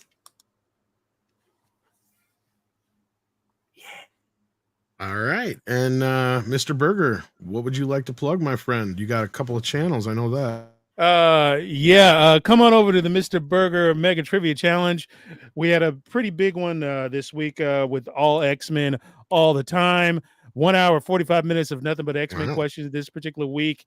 We are going to lead into the big summer event, which is the rematch between Cecil and Tom Connors on the Mega Music Trivia Challenge. That's coming up in the summer. Also, after Flashcast, we always do the Mega Trivia Show right after Flashcast every Sunday morning or Saturday night, depending on your time zone. And finally, Cure Watches on Friday nights, where we analyze a lot of shorts and CG cartoon stuff, make originals. They're great. Animation production house. We may end up working with them, Tom. I'll tell you more about that off camera. And finally, go to Indiegogo right now and pick up a tier, won't you? For the Mr. Burger Show, the 30-minute animated sitcom we're trying to produce out there in the real world, first quarter of next year. Yes, you got that link. I'll share that. Yes. The mods actually have it. They got it. Awesome. Yeah. So go on over to the Indiegogo campaign. Donate 10, 15, $20. Mikey, watch my cartoon, will you? Script, watch my cartoon. I'd be interested in your opinion. Nick Weiser, I think, has already seen it. CC Carey, please check my cartoons out. Very anti-woke, very married with children, very Family Guy, very American Dad. Check it out. I really appreciate you having me on. And like I said, I really do appreciate everything you and Script are kind of educating my brain on. And like I said, I do accept it. It's just difficult. It really is, because it doesn't really make any logical sense, but neither does Hollywood, apparently. So I thank you for having me on, Tom. It's been extremely problem. educational. Again, script, thank you very much. I get it. I just, dude, I'm happy just to break that shield down so that you have a better chance of navigating this world as you proceed with your cartoon, man. Because I'm really hoping that you get all you need out of that and able to take the distance. I do. What's called, and it's just, it's weird, man. I'll shut up. It's weird. God, it's so weird. Go ahead. I'm done. No problemo. We also have Nick. What do you got going on? You going to be on TNT in a bit? Yeah, I'll be on TNT in a bit. Tomorrow night, Comic Shop Talk. Spider-Man, Lee Romita Sr. Continues. D-Bud will, Mighty Wrench for Midnight's Edge and After Dark will be a part of that show as well. Toxic Tuesday next week resumes with Punisher Thomas Jane. And I just put a video this morning about a certain Conan movie element that was brought into the comics. So if you're a Conan fan in the chat, you definitely want to watch that video. And my next video will be on Razor Fist and George Alexopoulos' Ghost of the Badlands. So that should be on in a few days. It's been a fun show to be a part of. And hopefully Beverly Hills Cop does not suck. And I'm going to raise a lot of hell if it does. Thanks for having me, Tom. And good to hang out with you, the dudes. And glad Mr. Berger could join us once more. And Chad, thanks for being here. And have a magical evening. Indeed. CC, what you got coming up? Another week or two, maybe we'll have some karaoke, you think?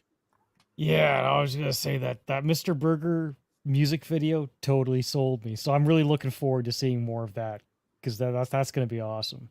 Thank you. As far as karaoke is concerned, yeah, not tomorrow, but next week I'm aiming to get back onto the Friday night karaoke show. So look forward to it. Awesome. So let's check out CC Karaoke. Mikey, anything I'm forgetting about besides thanking the mods for their awesome work as always? What are we talking about at the morning show tomorrow, and what's our topics? I believe Grums should be there. I think. I don't know if he's confirmed yet or not. Yellow Flash might be there. As far as topics, I don't know yet. We'll see what comes up between now and tomorrow and who shows up. All right. See how it You're goes. setting up the show, right? I believe so. I think that's the case. Yeah, because I misunderstood what you meant and what Andre meant because of all the time differences. So yes, Yeah, I think he's out tomorrow. up to speed now. Yes, I gathered that. Yes. So all right. right. Yes, we'll see tomorrow. what happens. Take care, everybody. See you soon. Yeah, no, hopefully not much video game talk 6, but anyway. Thank you all. Take care. Yes, it was an honor. It was an honor, Mike. It was an honor. Thank you again, Mr. Great Berger, for seeing you, being sir. here. Thank you, panel, for being here, and mods for all your help, and everybody Thanks, Berger. watching.